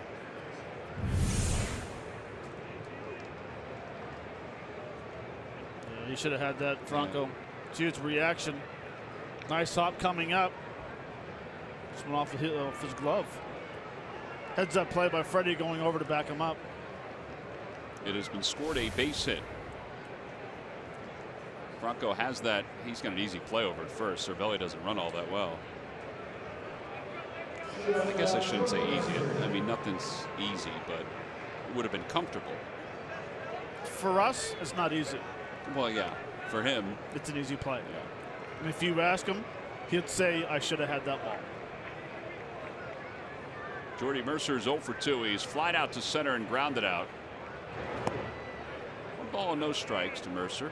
Bell is in the on deck circle to pinch hit.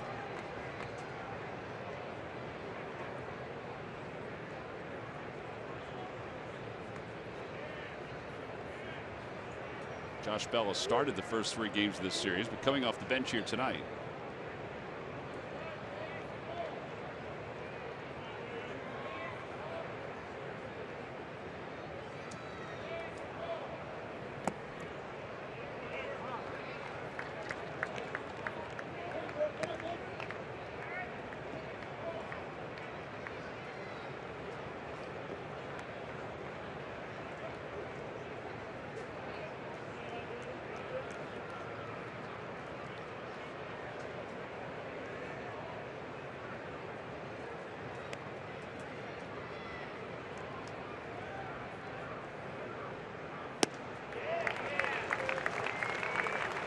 That has been his best pitch, the slider.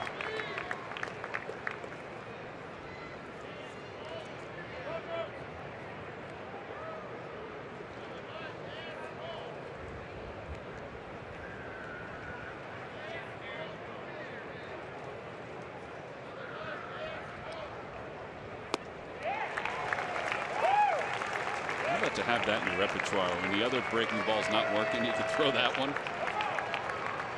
That's why it's so important for a starting pitcher to have 4 pitches. Usually relievers will have 3, 2 really good ones, third it's a show pitch. Just imagine if Eichhoff trusted his changeup and threw that to righties and lefties as well. I think that's another thing that he'll work on in this offseason and try to get that better. 2-2 pitch coming. That time Mercer wasn't biting. That was a curve. Runner will be off from first base. So the pitches tonight: 49% fastball, 27% slider. That 2%'s up from last game.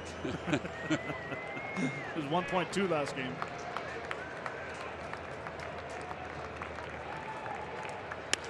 Fly ball left field.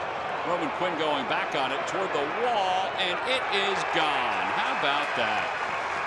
3-run home run for Jared Eichhoff to give up here in the 7th inning is a backbreaker for him. It's now 6-2 Pittsburgh.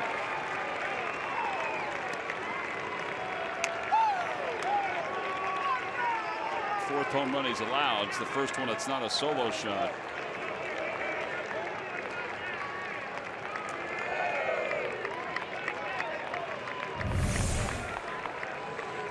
The breaking ball stays in the middle of the plate. Mercer hits it, but he hits it off towards the end of the bat a little bit. But with a good finish and good carry.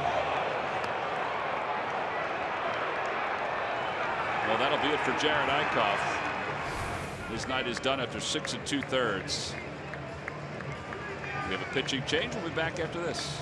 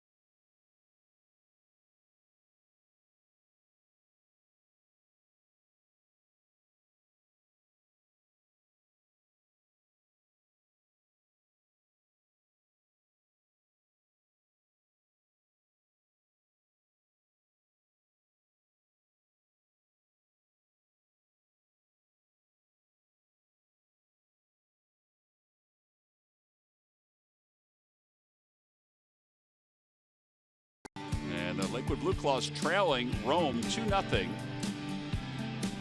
That game is in the 6th inning in Lakewood. Cornelius Randolph does have a single. Alberto Tirado, 5 innings, 6 hits, 2 earned runs. Lakewood is tied with Rome, 1 win apiece. The best of 5 series. By the way, Jay Dunn has rethought that ground ball to Maikel Franco and has changed it from a single to an error. And I think it has to be an error. As you mentioned, Matt, it has to be, the play has to be made. David Hernandez, the new pitcher. And Hansen will pinch in. Alan Hansen. So that means that all 3 runs in this inning are unearned. Well, this is the play here. I mean, it doesn't take a wild hop. It doesn't come up. It's belt high. And you can always tell by the reaction of infielders. And he knew he should have had that ball. Tap Absolutely. I mean, that one error, I mean, it doesn't make you feel better giving the home run up, but it's 3 unearned runs. Yeah, he pitched well enough tonight. Jared did. I mean, you look at his line. If you watch this game, you wouldn't have thought he gave up 6 runs. Right.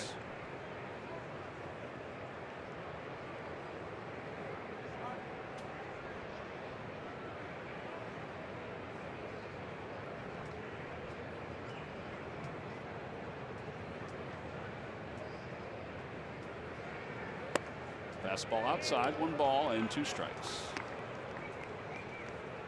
So Chad Kuhl's night is done. Jordy Mercer's given him a little bit of a cushion here, 4-run cushion for the bullpen with his 3-run home run.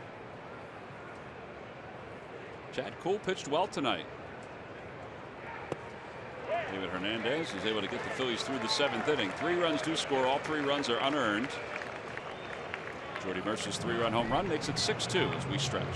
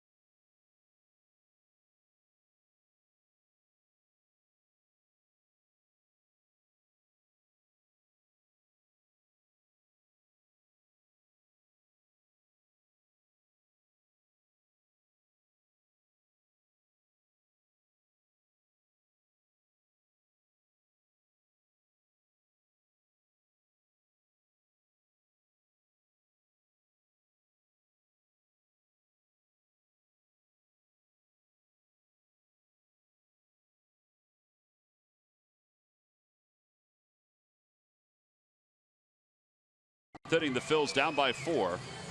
See if the offense can get something going against the Pirates bullpen here tonight. Yeah, the Blue Hens are represented tonight nicely with Chad Kuhl.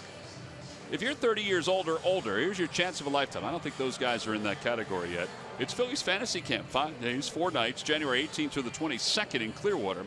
Package includes hotel accommodations, practice with, and instruction from baseball legends, Phillies baseball legends like Kamish, Mickey Morandini. The Bull will be there. Fantasy game versus the Legends at Bright House Field. Get your personalized Phillies uniform, your favorite number, 610-520-3400. Juan Nicasio will take over, here in the bottom of the 7th, his 42nd game.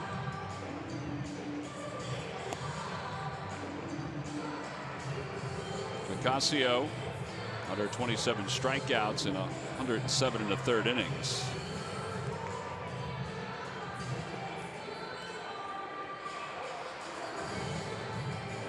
Cameron Rupp has struck out and grounded out in tonight's ball game.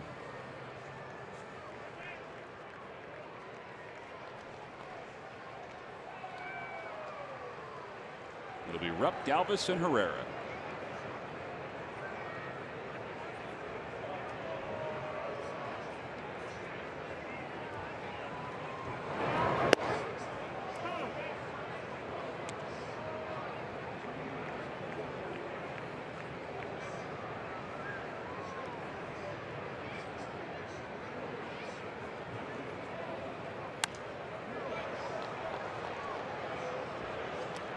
To Rupp. Chad Kuhl only threw 68 pitches in 6 innings.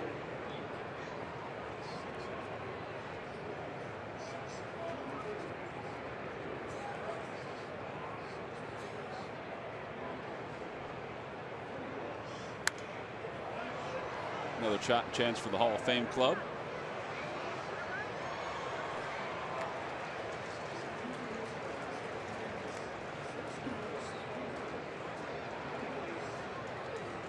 Well, you mentioned it earlier.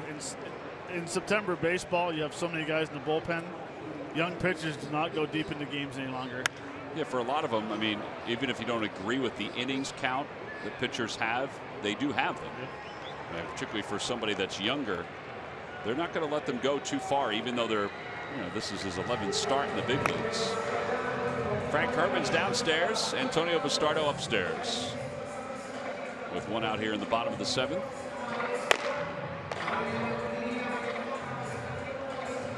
Saw Antonio yesterday, talked to him for a little bit in the Pirates dugout. He seemed to be fairly content with his role with Pittsburgh.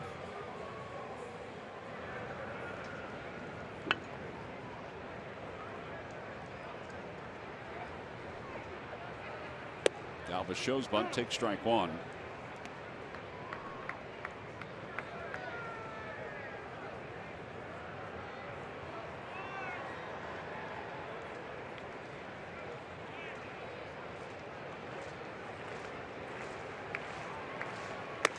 Upstairs.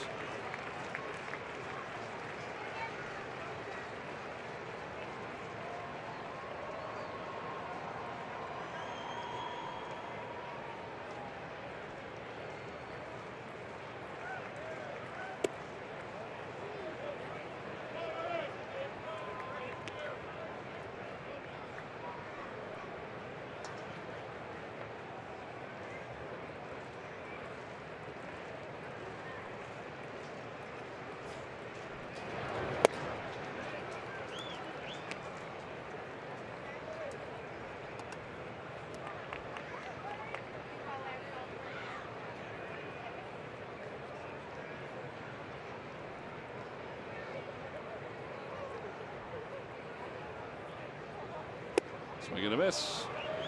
Freddie a little off balance with that offering. 2 outs here in the 7th. Tomorrow at 6, Ray Dittinger and Zach Berman break down the Eagles' Monday night showdown at the Bears. Plus, NBCSN's Josh Norris lets us know who you should start and sit this weekend for your fantasy team. Watch Quick Slants tomorrow night at 6 here on CSN.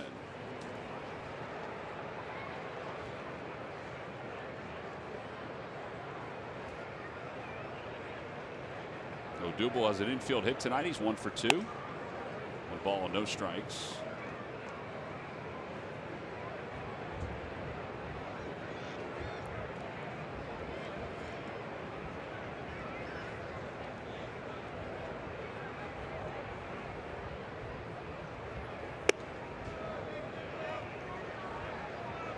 Cervelli is really holding some of those pitches he thinks that are strikes for a long period of time. It's amazing when he's hitting. He's engaged a little bit more. Well, when he's hitting, though, his strike zone is so small, but when he's catching, he wants everything. And a liner to left center field. That's going to split the gap and go to the wall. And Odubel's going to get his 2nd hit of the night. 2-out double. He certainly has had better swings during this series. Twice this series he's hit that gap on the same type of swing, line drives, getting his balance back. 30 doubles last year because of this swing right here. Foot down, using the lower half, and driving that ball to left field. Remember earlier he used to stand up straight? No longer, head comes above the line.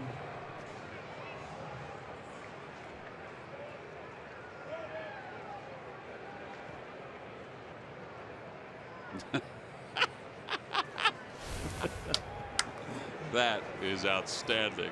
Ryan was buying in. He's buying into the El Torito. He's not going to buy into it if El Torito's not going to do the El Torito.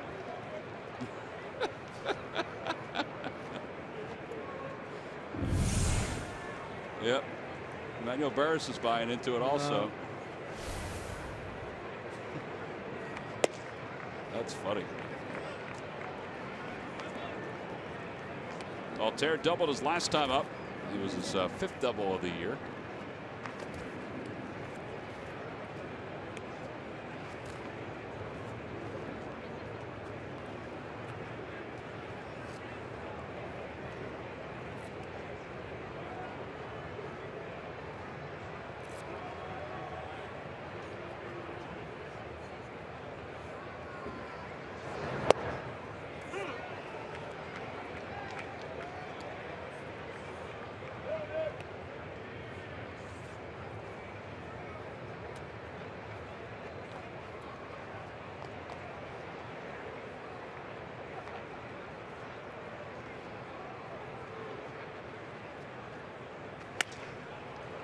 It's a broken back ground ball.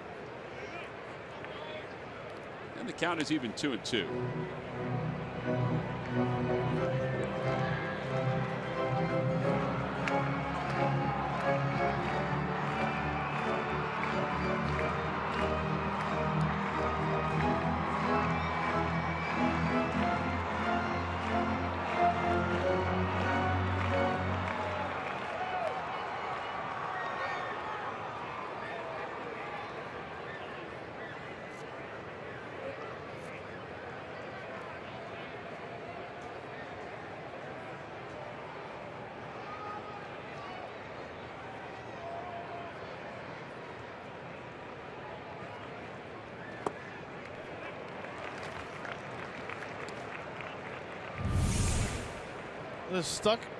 His glove is stuck to where it broke. He needs to turn it a little bit, maybe loosen up that crack.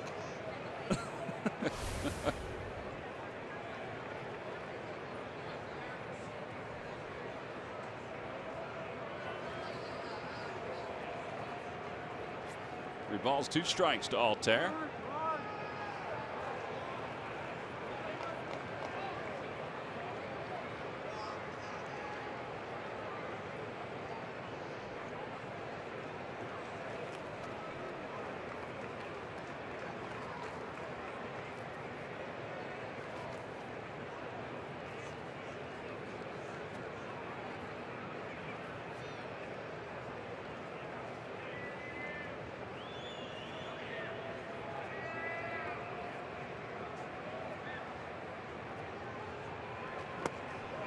Swing and a miss, a sinker.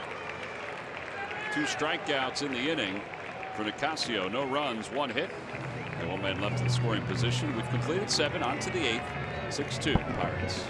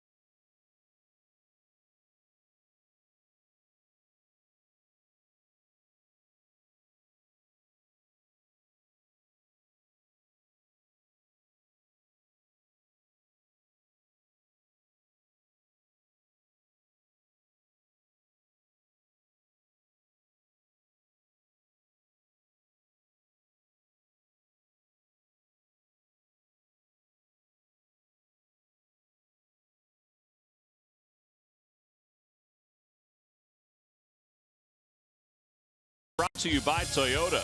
Tested, trusted Toyota. Toyota, let's go places. By Jefferson. Call 800-JEFF now or visit jefferson.edu. And by Chevrolet. Visit your local dealer at chevydealer.com. Phillies trail at 6-2 as we go to the top half of the 8th inning. Time now for a Hyundai defensive play of the game. Brought to you by your local Hyundai dealers. Cesar picking this one. Very nice play on one hopper from Mercer. Keeping his head down, good concentration. Nice strong hand, keeping that ball in the glove, not allowing it to pop out. That is your Hyundai defensive play of the game, brought to you by local Hyundai dealers. Frank Herman will take over, 8th game for Herman. After David Hernandez pitched a 1/3 of an inning scoreless.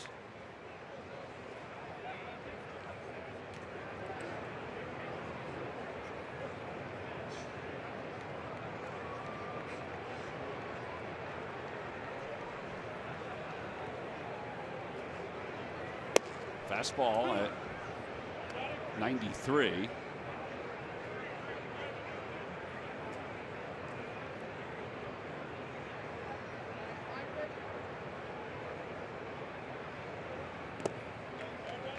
You know, not very often do you see your starting pitcher like Eichhoff tonight. Finally, in the 7th inning, he pitches out of the stretch, and he was losing the ball game. Yeah. Doesn't happen very often. Yeah, the 3 hits he allowed before the 7th were all solo home runs. And no walks and no errors behind him. Ground ball right side. Mendez is up with it. Matt Joyce is due up for the Pirates. Time to get updated on what's going on around baseball. Here's Greg Murphy.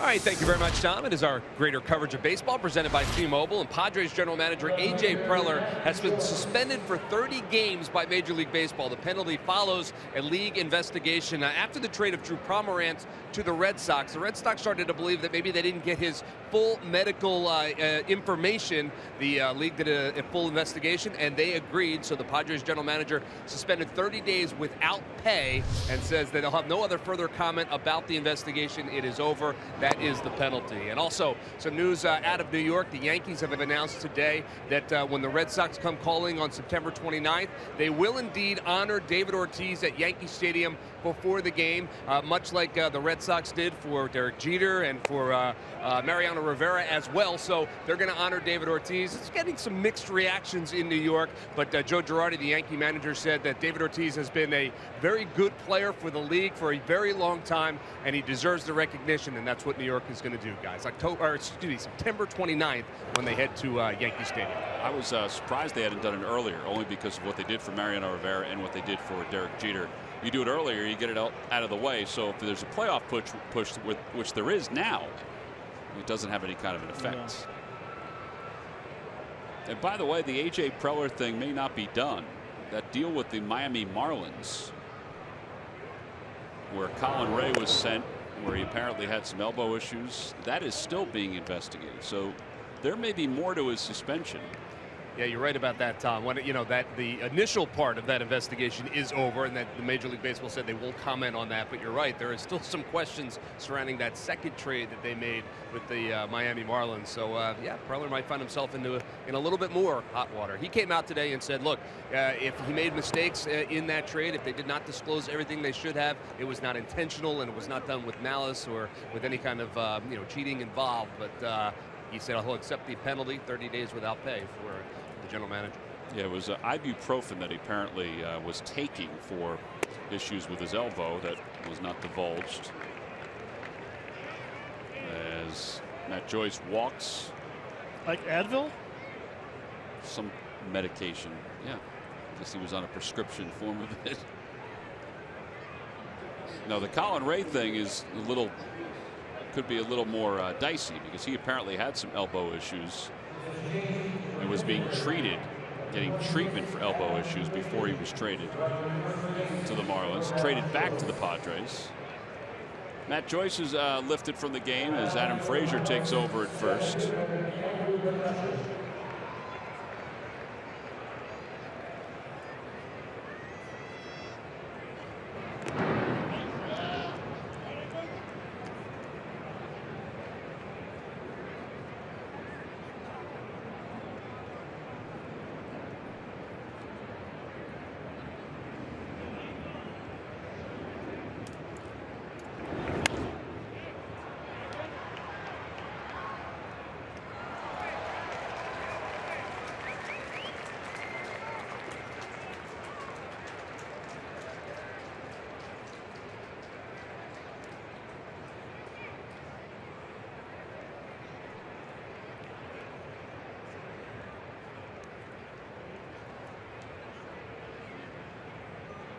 Runner goes, pitch is hit foul over the first base dugout.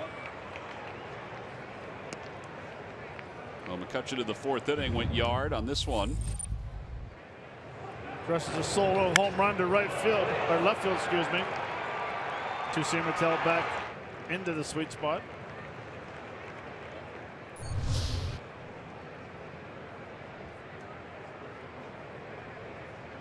Bob McClure out to talk to Herman with the count, no balls and 2 strikes.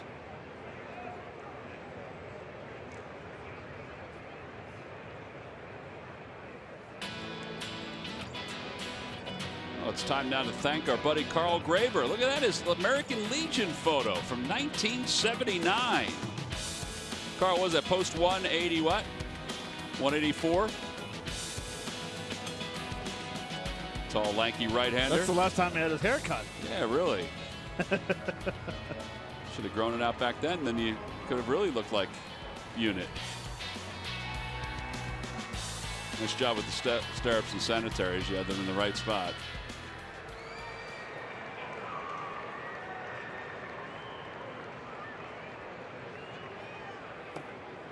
Delay. Late steal it is, and Frazier is thrown out.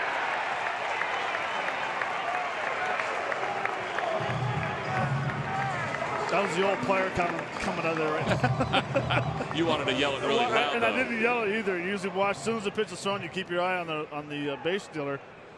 And as a bench, you yell, delay! And then all of a sudden, he comes up and fires him out at second base. Good tag.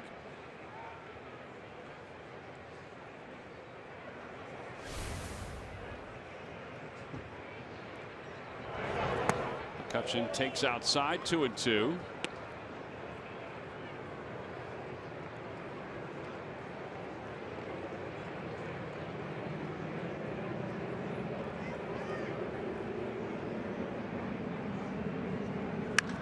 Another home run from McCutchen. Sort of the same pitches we saw earlier in this game and earlier in the series. His third solo home run. It's now 7-2 Pittsburgh.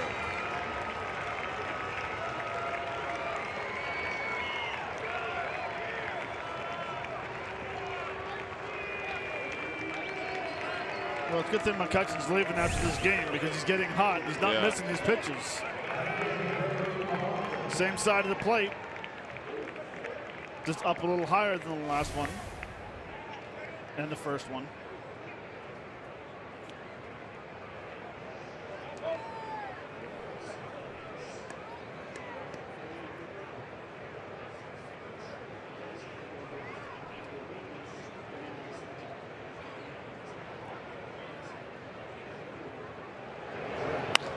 Go goes the opposite way,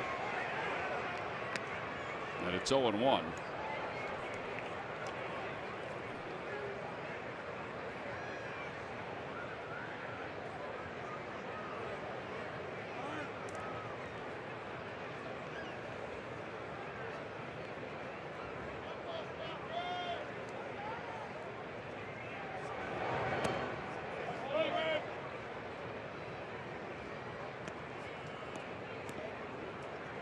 Stardo warming up.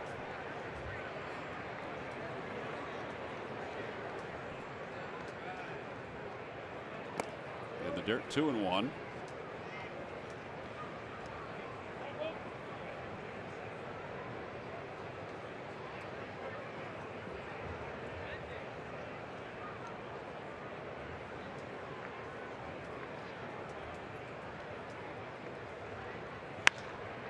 Out to left field. Roman Quinn, a few steps from the track, is under it. A home run by McCutchen adds to this lead for the Pirates. It's a 5-run lead, 7-2. Second home run of the night, third in the series. On to the bottom of the 8th.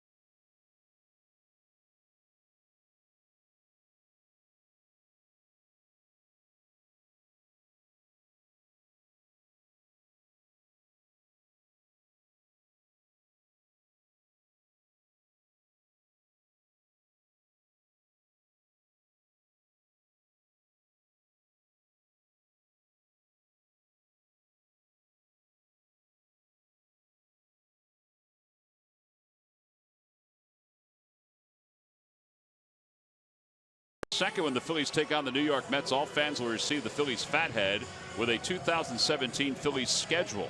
Planned for plenty of prizes and surprises. Purchase your tickets anytime by going to Phillies.com. Changes for the Pirates. Frazier will take over in left field. And David Freese takes over at first base. And the new pitcher was Antonio Bastardo.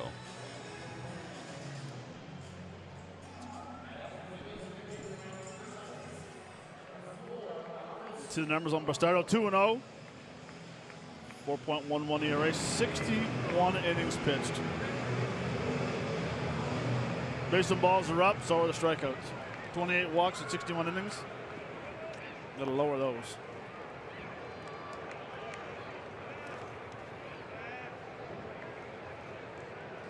Facing Andres Blanco, the clean-shaven Andres Blanco, to start the 8th inning.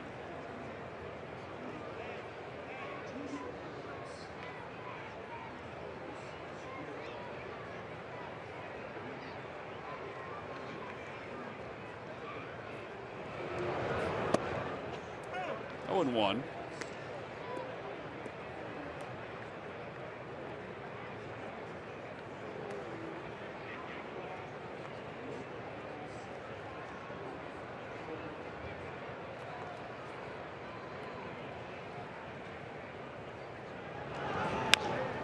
Over to third. Gong behind the bag. One out, and Cesar Hernandez is coming up. Well, last night, Matt, the Phillies had 15 hits. They had 6 players with multiple hit games. And we got to thinking, when was the last time that happened? Bob McClure continues to talk to Frank Herman. It's the first time this year they've had 6 players with multi-hit games. It happened 3 times last year. But that's an indication on the way the Phillies offense is struggling. Sometimes you ride 1 or 2 guys that get hot, and that gets everybody else rolling a little bit. Even 3 is low.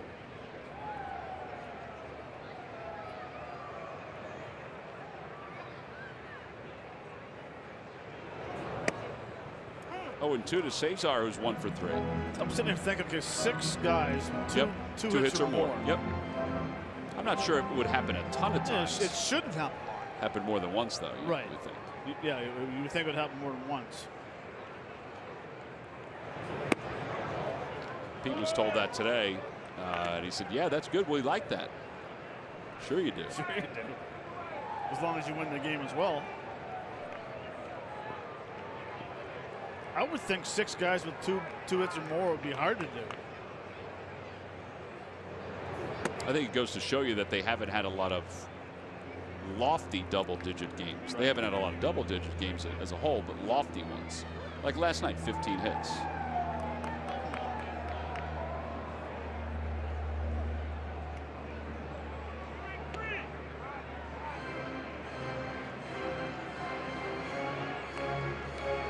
Would be interested to see who has the most. Probably point to the American League East for that one, or to Chicago.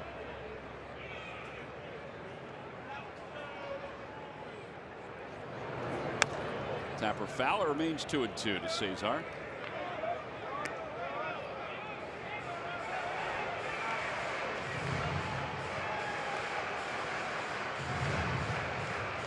Well, one thing the Pittsburgh Pirates pitching staff has done since game 1, where they walked 8 guys, have only allowed 3 walks in the last 3 games.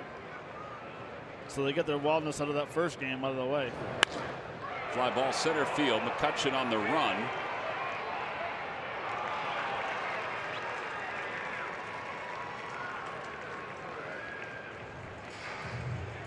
Well, we saw Humpy before, Sean Humser. Now we're going to look at him in a little different lights with his Phillies cap on. I think his pants are a little baggy there. Sean grew up a big Phillies fan in the Devon area. There's Humpy. Murph, did you offer Sean some seeds? Murph he doesn't share his seats very well. I would be happy to share them. I was coming over to look at the picture. I didn't realize it was going to be over his shoulder like that. There it is. There it is. Handsome fella. Showing his motion.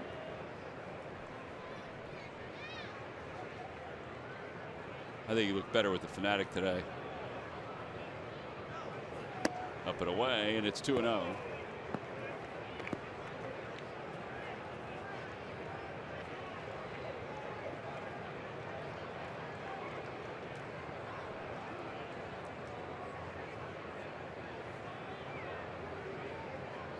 So DeStardo will get a new baseball. Doesn't like the baseballs tonight, Matt. No, he doesn't. I don't think he realized he flipped that one right into the direction of Roman Quinn. There is Sean Humsher with the Fanatic. How dare he?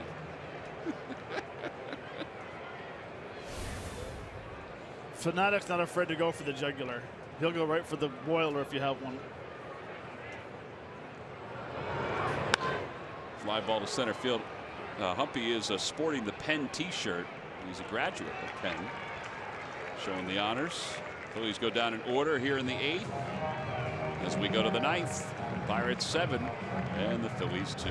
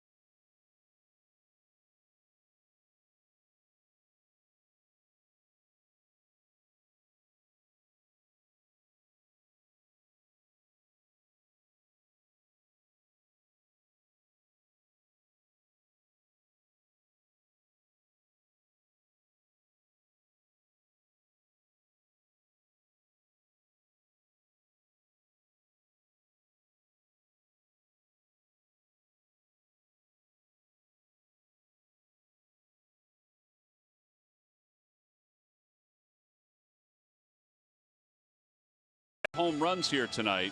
7 runs on 6 hits. Phillies will turn things over to Severino Gonzalez. Every time the Phillies retire the opposing team 1-2-3, Comcast will make a contribution to Phillies charities. Phillies baseball is brought to you by Xfinity. Xfinity X1 will change the way you experience TV.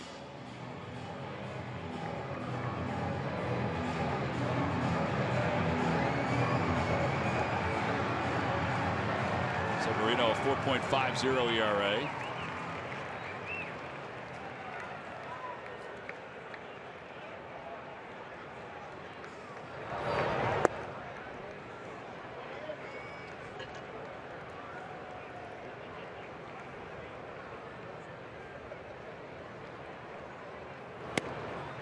Fastball away, 2-0.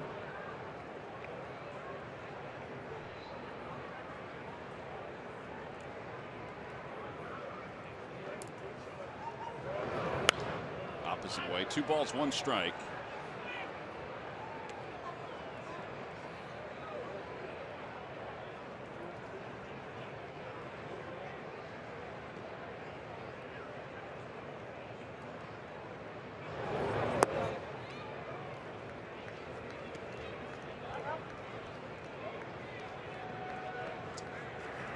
Jared Hughes warming up in the pen.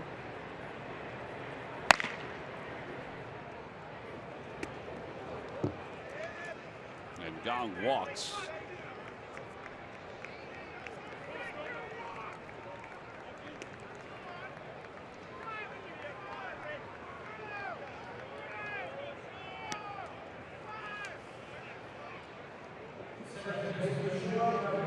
John Rodriguez will be the batter.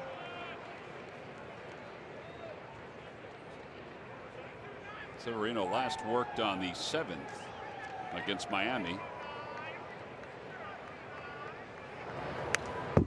Rodriguez rips it foul. It's 0-1.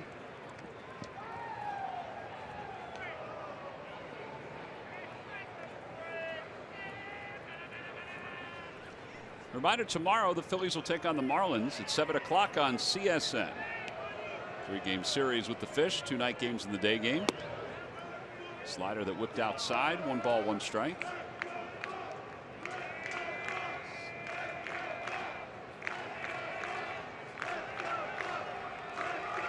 Jared Hughes trying to stay loose.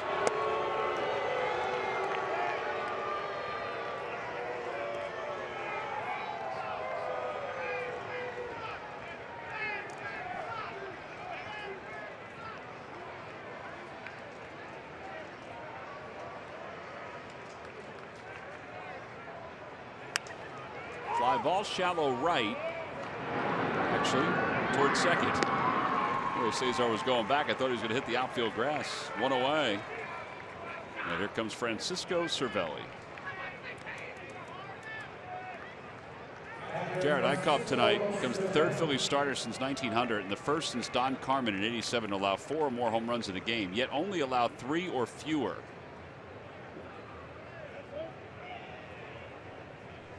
Earned runs or fewer. The last time it happened in Major League Baseball was in July of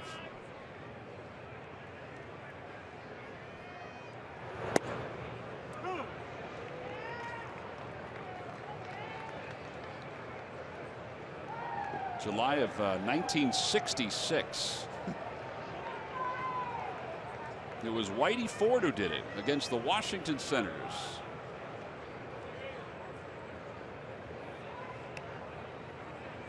No balls and 1 strike to Cervelli. Broke his bat. Looper out toward left. Here comes Roman Quinn. He can't get it. It's going to skip off the heel of his glove.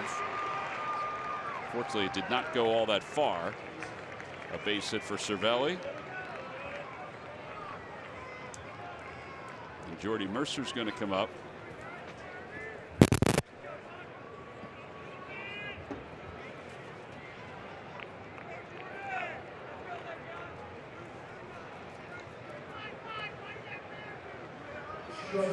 Severino's throwing some breaking balls here.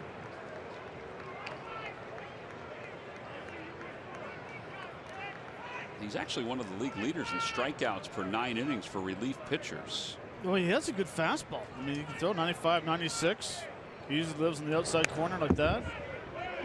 But I guess sometimes when it feels like the ball's not coming out of your hand right, you need to go to plan B and start mixing in some more curveballs. The one thing I noticed about Severino Gonzalez's curveball, he falls off the mound so bad towards first that his arm drags and he doesn't really get on top of his curveball and get that good snap curveball. It comes in and spins.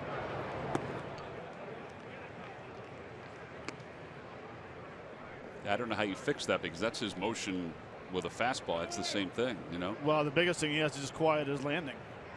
It's such a violent landing when he lands and then just veers off to the left. Out of play down the right field line, and it's 1 ball, 2 strikes to Jordy Mercer, who had a 3-run home run his last time up.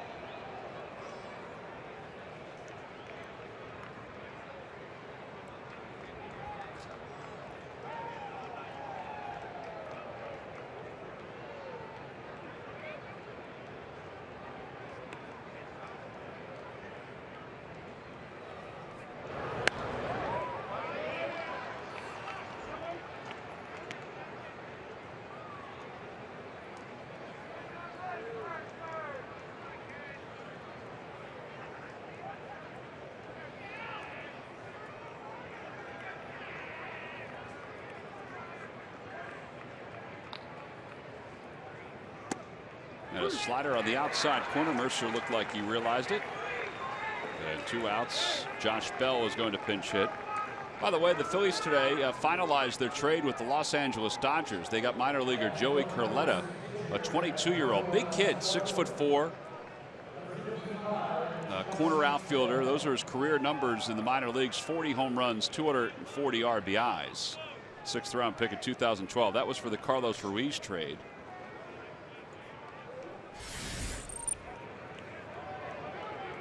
Carlos, over the last couple of days, did something really cool. He did this. Put a billboard up around Philadelphia. I love playing for you. You will always be in my heart. Thank you, Philly. I mean, that's awesome. Great job by Chooch. Very good job. Line drive, base hit down the right field line for Bell. 1 run will score. Cervelli's to third. He's being waved home. Hernandez's throw to the plate is not in time. It's a 2-run double. And it's 9-2, Pirates on top. Phillies may ask them just to look at this. I mean, there's no reason why you can't. It's the 9th inning. You might as well. It is a crew chief request. Everybody's on the phone.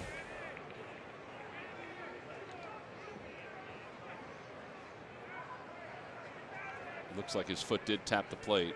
It popped up at first and then went back down on the back side of the plate. Right there it pops up and then it lands down.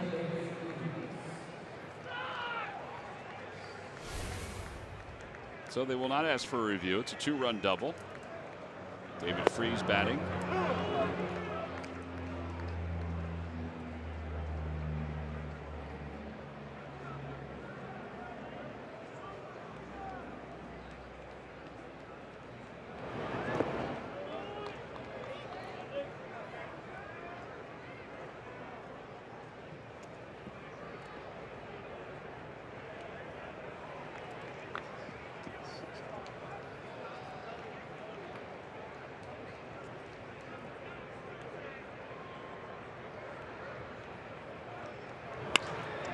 Drive down the left field line. That is a fair ball going to the wall. Back-to-back doubles. This one by Freese. And the Pirates are really opening it up here. They're up 10-2.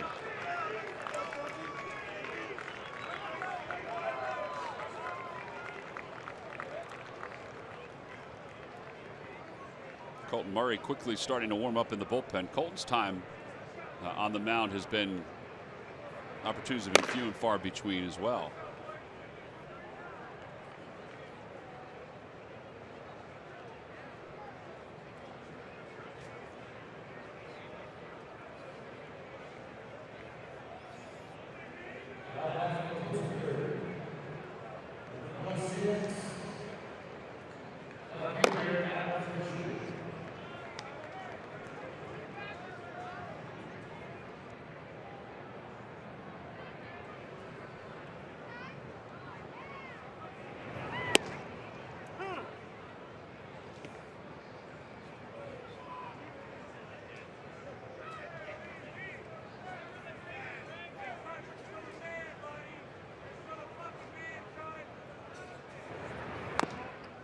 Foul ball. I think that got his back foot. No, that hit right on the front foot, right on the pad. Oof.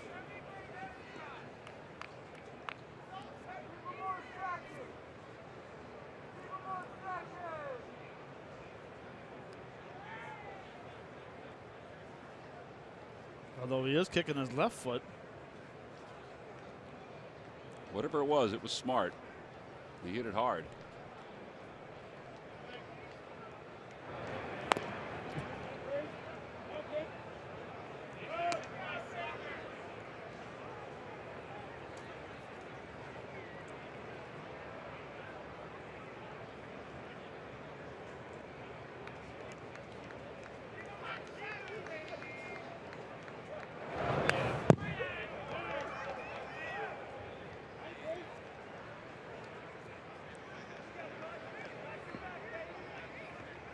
It's been a little bit of a struggle here tonight for Severino.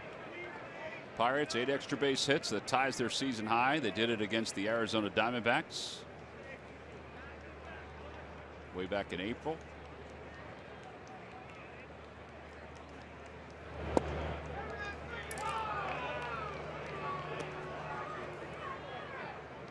Pretty close pitch. A little bit off the plate.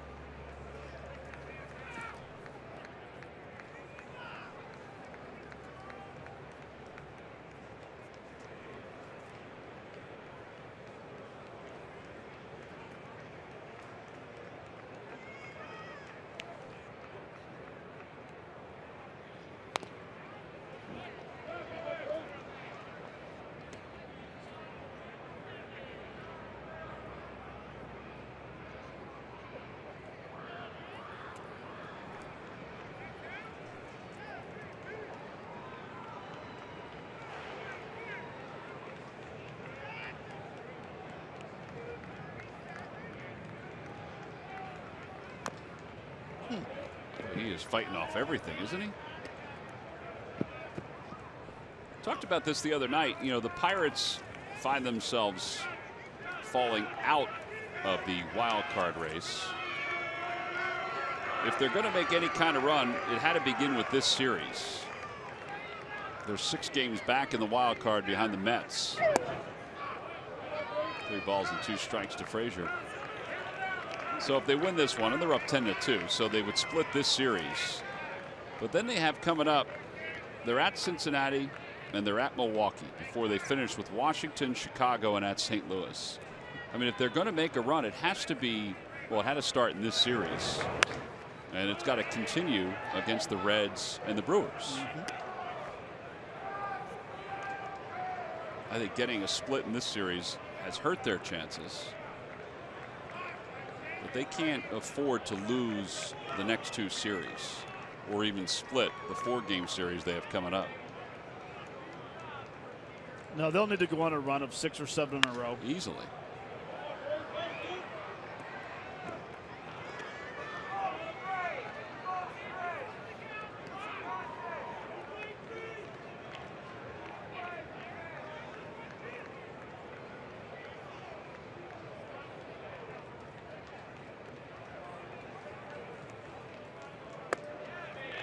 Ball 4. So Pete's coming out. He's going to go to the bullpen. Colton Murray's coming out of the pen. So Severino Gonzalez's night is complete. He's responsible for the 2 base runners that are on for the Buccos. We've got a pitching change. Andrew McCutchen is due to bat when we return.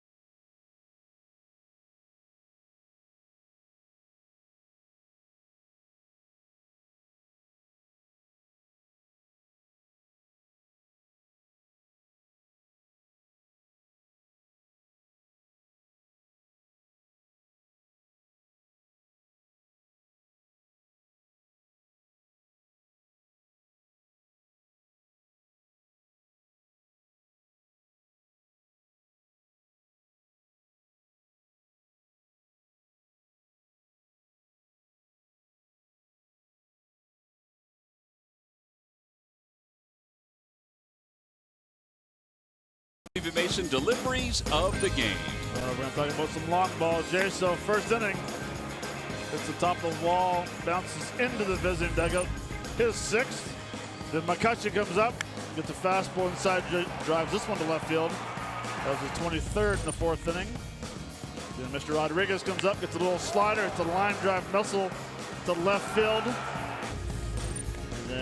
that guy again. Mercer, slider, low and away, gets the ball up in the air and crushes that ball. 3-run shot. Then McCutchen, 8th inning, gets a fastball. Destroys this one for his 24th of the year.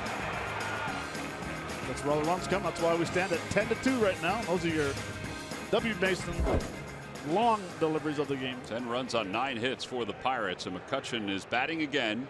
He has 2 home runs tonight, 3 in the series. Hitting against Colton Murray. With runners on first and second.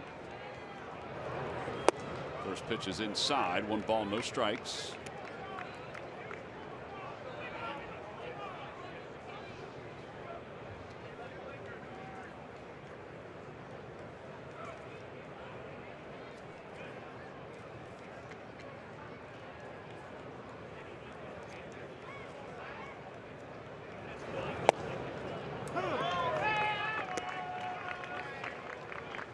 Murray's numbers: 4.74 earned run average.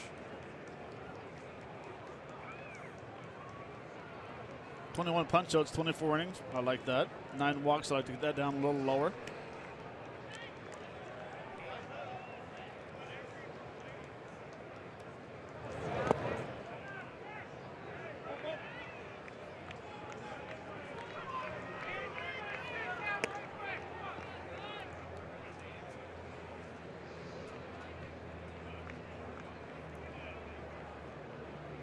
McCutchen has 2 3-home run games during his career. One came earlier this season. The other one came back in 2009 against the Washington Nationals.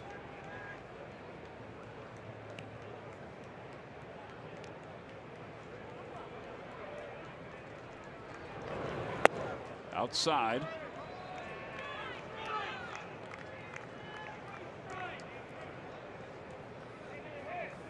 Pirates career leaders in home runs. He's on the heels of Barry Bonds.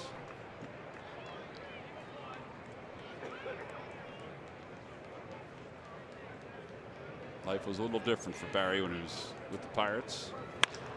That one's going to float over the head of Hernandez and drop into right center field.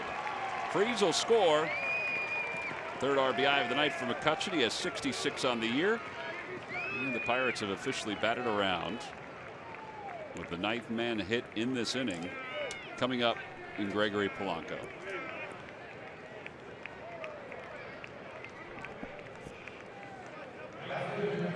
Well, this has turned into a very different game than what we had in the 6th. Pirates have scored 8 runs in the last 3 innings.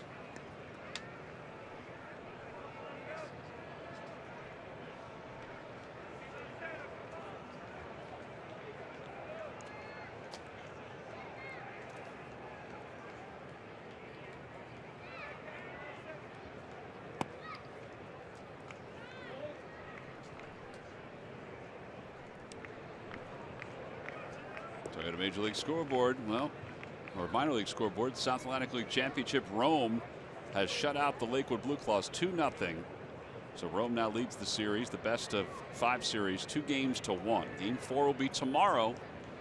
So Lakewood needs to win that one to force a Game 5. Good luck to them. Hopefully they're able to continue to get solid pitching. You know, it's more about offense in that series for both teams. It's been a heck of a year for the Blue Claws. It's been a heck of a year attendance-wise down in Lakewood, too.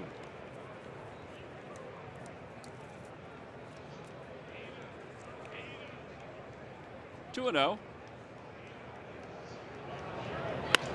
and a base hit up the middle. Frazier's around third, heading for home. He's going to score. It's now a 5-run inning for the Pirates, and they lead it 12-2. Man, in the blink of an eye, this game has changed.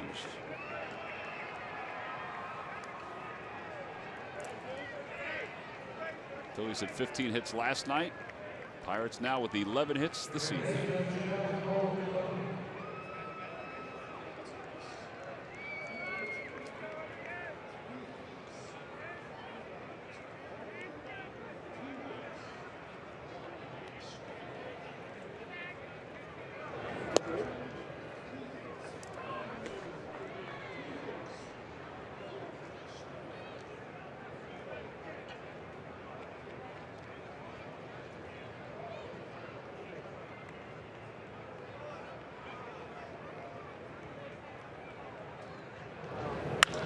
opposite way. Alter's not going to get this one.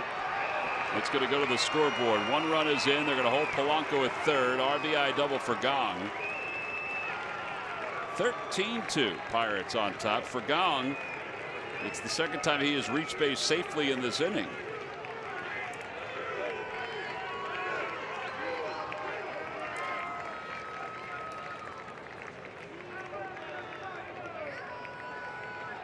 Well, to say it's not going well is an understatement now.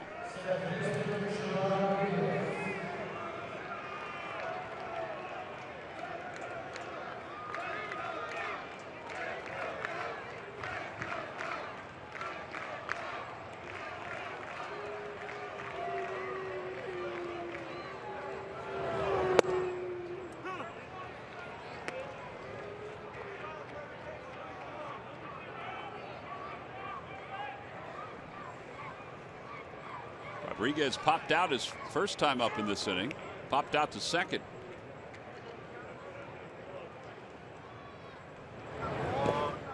Oh, 2.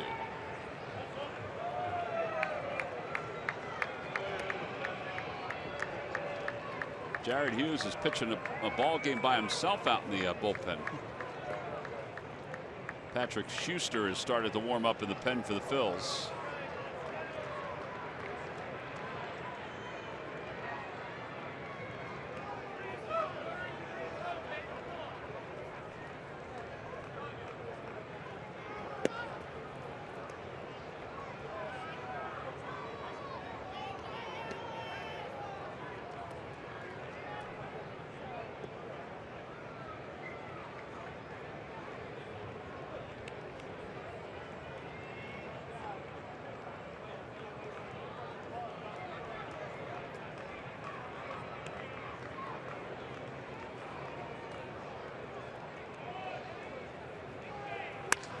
Center field. Here comes Odubel. It's going to drop in front of him for a hit.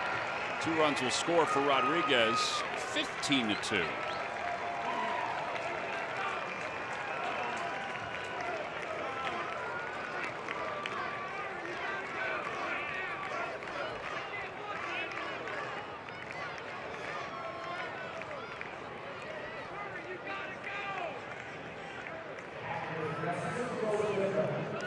Runs allowed ties the season high for the Phils. And Francisco Cervelli, who singled earlier in the inning, will bat again.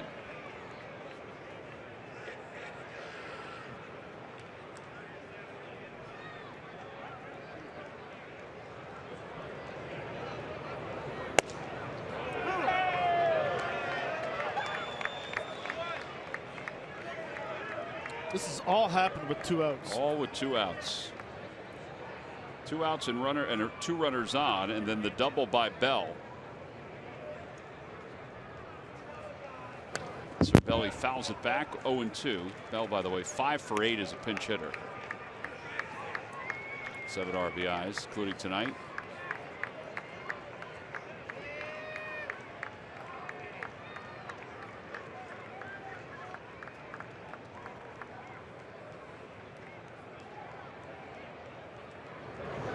Breaking ball, and the inning is finally over. 12 men come to the plate in the inning. They score 8 runs. It's gone crazy here at the ballpark. It's 15-2 Pirates.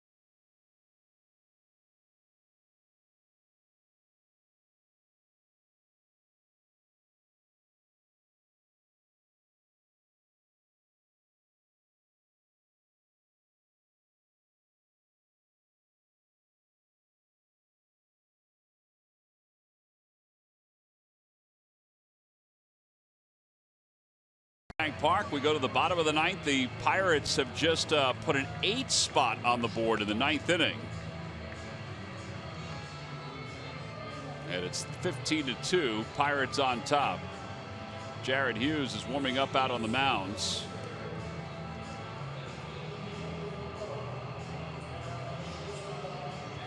Hughes 0-1 with a 3.06 earned run average.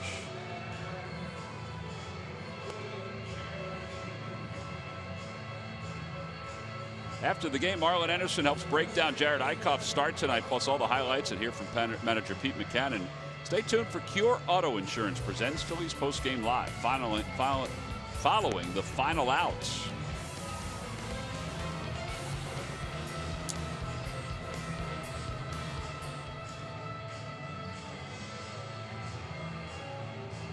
Jorge Alfaro has a helmet on, has a bat in hands. You see him as a pinch hitter for Cameron Rupp. Maikel Franco will lead it off here in the 9th.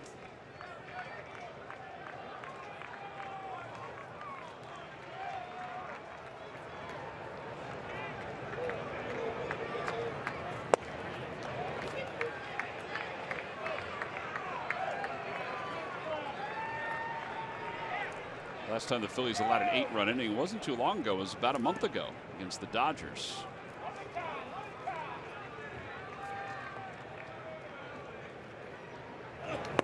Oh, and 2.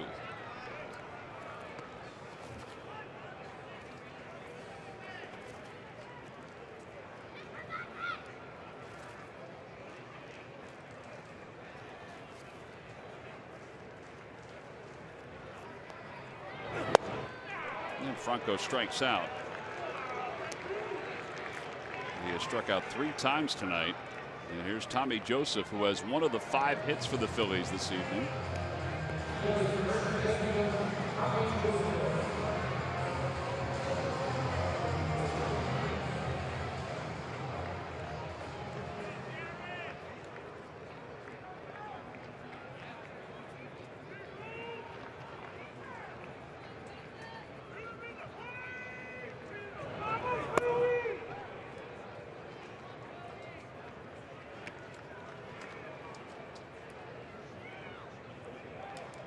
Hughes is a big man, just like Cole. His fastball moves everywhere.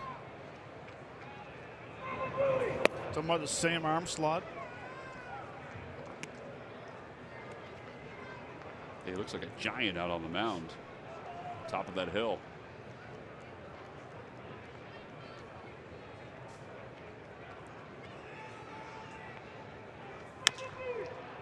Over toward third. That's foul ball. 2-1. It's a crazy game. I mean, it was flying. It was crisp. It was a pitcher's duel. And then all of a sudden, 12 runs in the last 3 innings for the Pirates.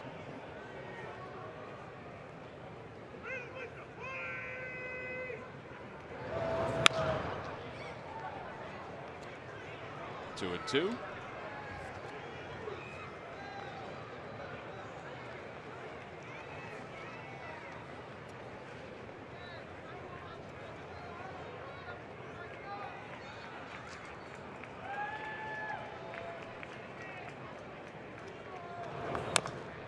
Tommy Joseph remains alive.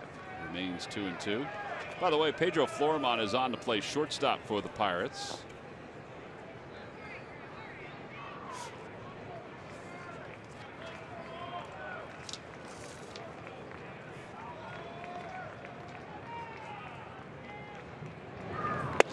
Tommy tried to check.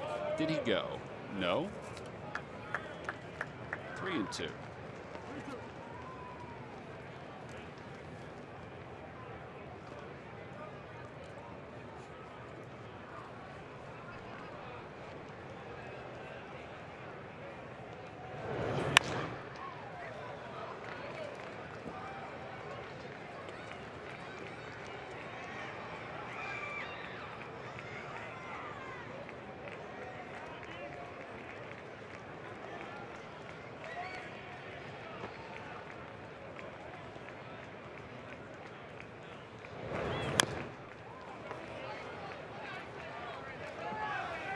might break her record tonight for pitches thrown in 9 innings.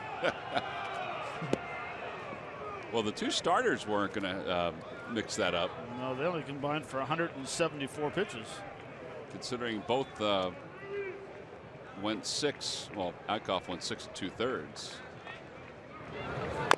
Ow. Bullpen is. The guys out of the bullpen are firing some pitches.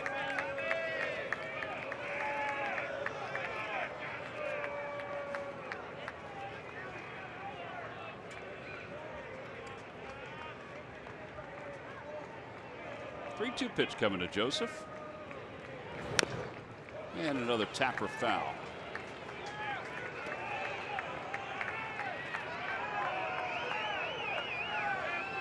There's Alfaro.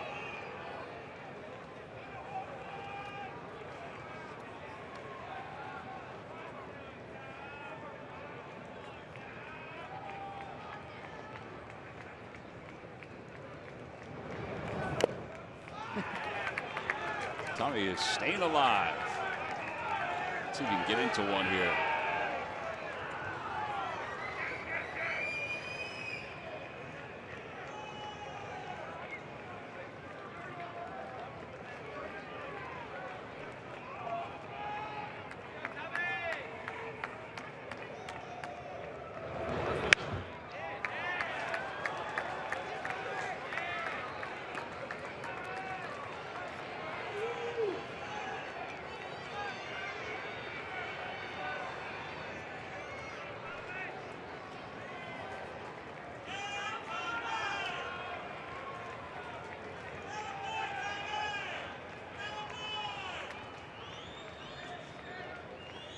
Atta boy. Hits it sharply on one hop. Rodriguez is there. 4-3 on the putout into the shifts. 2 outs. And here is Jorge Alfaro to pinch hit.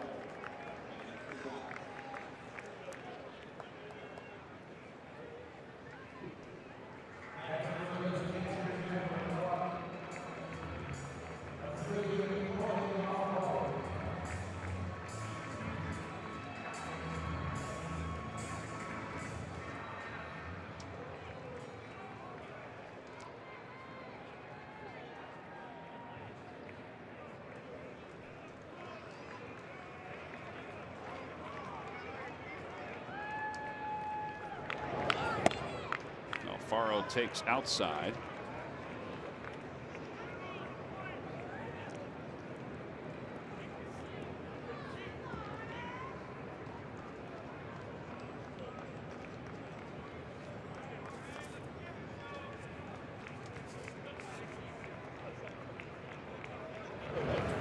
Mm.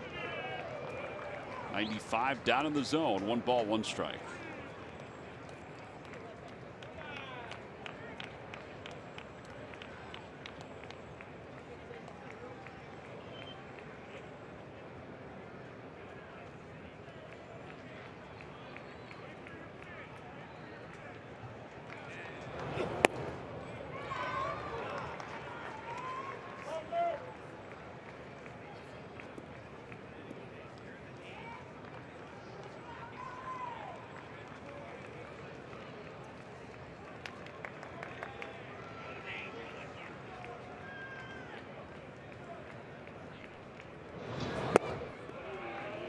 Got a little downward sink going right now, at least in this at bat to Alfaro. Tommy Joseph fouled a bunch of those pitches off at a 13 pitch at bat. Yeah, he saw a steady diet of runners. Now that's a sinker to Alfaro, going right below his barrel. And he got him, and the ball game is over. The Phillies retired in order here in the 9th inning. The Pirates exploding for 12 runs.